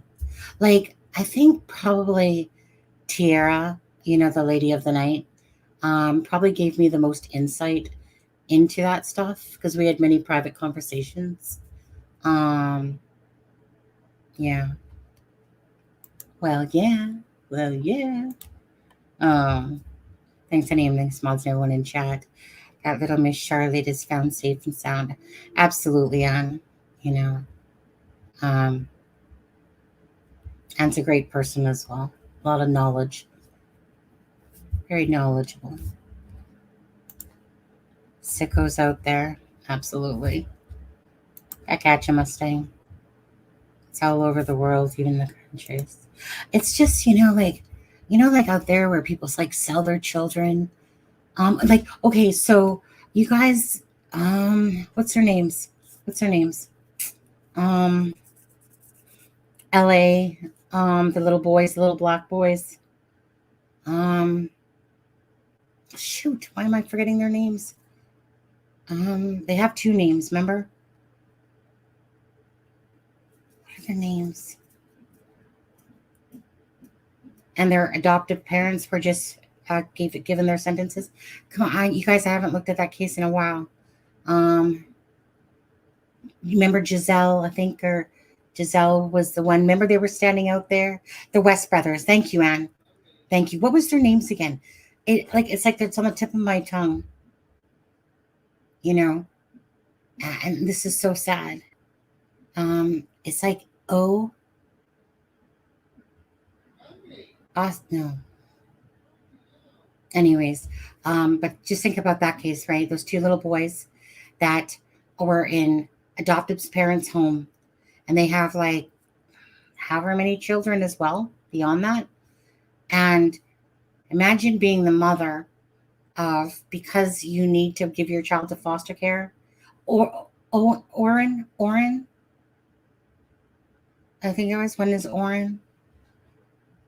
Yeah. And anyways, so these two boys still haven't been found. The parents have been convicted. That was just recently, even though they haven't found the bodies, because they know that they're dead. They must be dead, but they thought that they were getting trafficked, just sad, disgusting.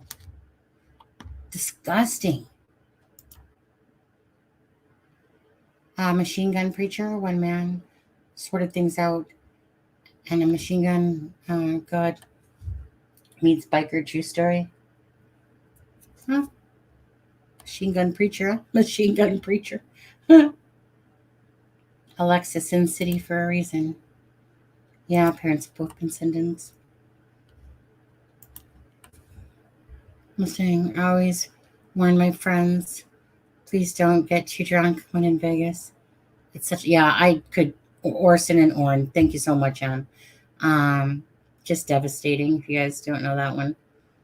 Again, just, it's hard. It's like you're looking at this little girl's face right in front of you, right? Child, just a child growing up. And then just like that, people's lives get flipped upside down.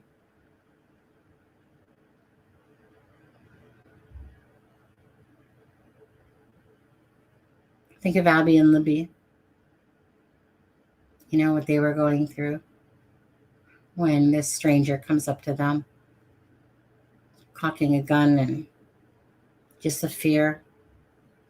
So imagine what this poor child. I just pray she's alive. I don't even know what to say, really. It's just heartbreaking.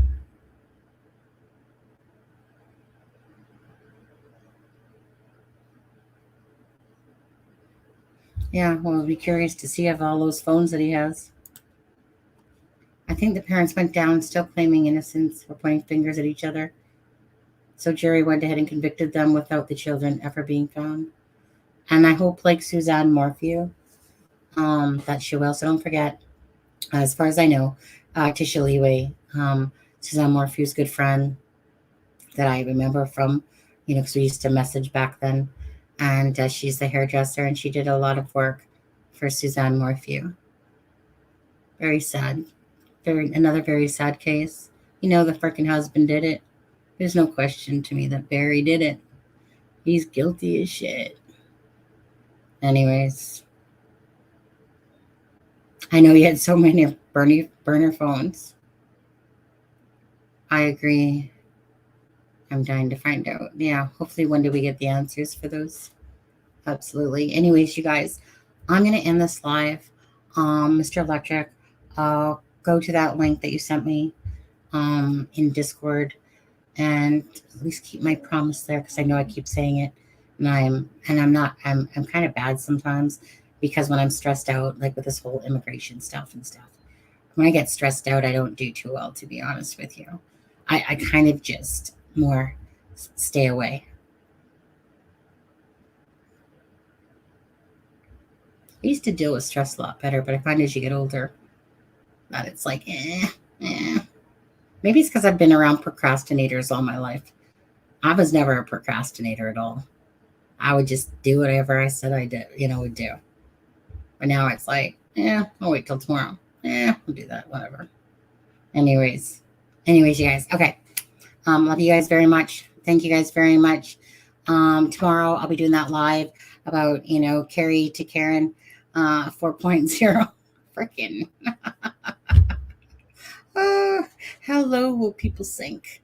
Sink really low. But anyways, you guys have a great night. Take care. And prayers, of course, for Charlotte SENA. Hopefully it's good news we hear next. Bye, guys. Take care. All right. So let me find my outro out. Good night, guys.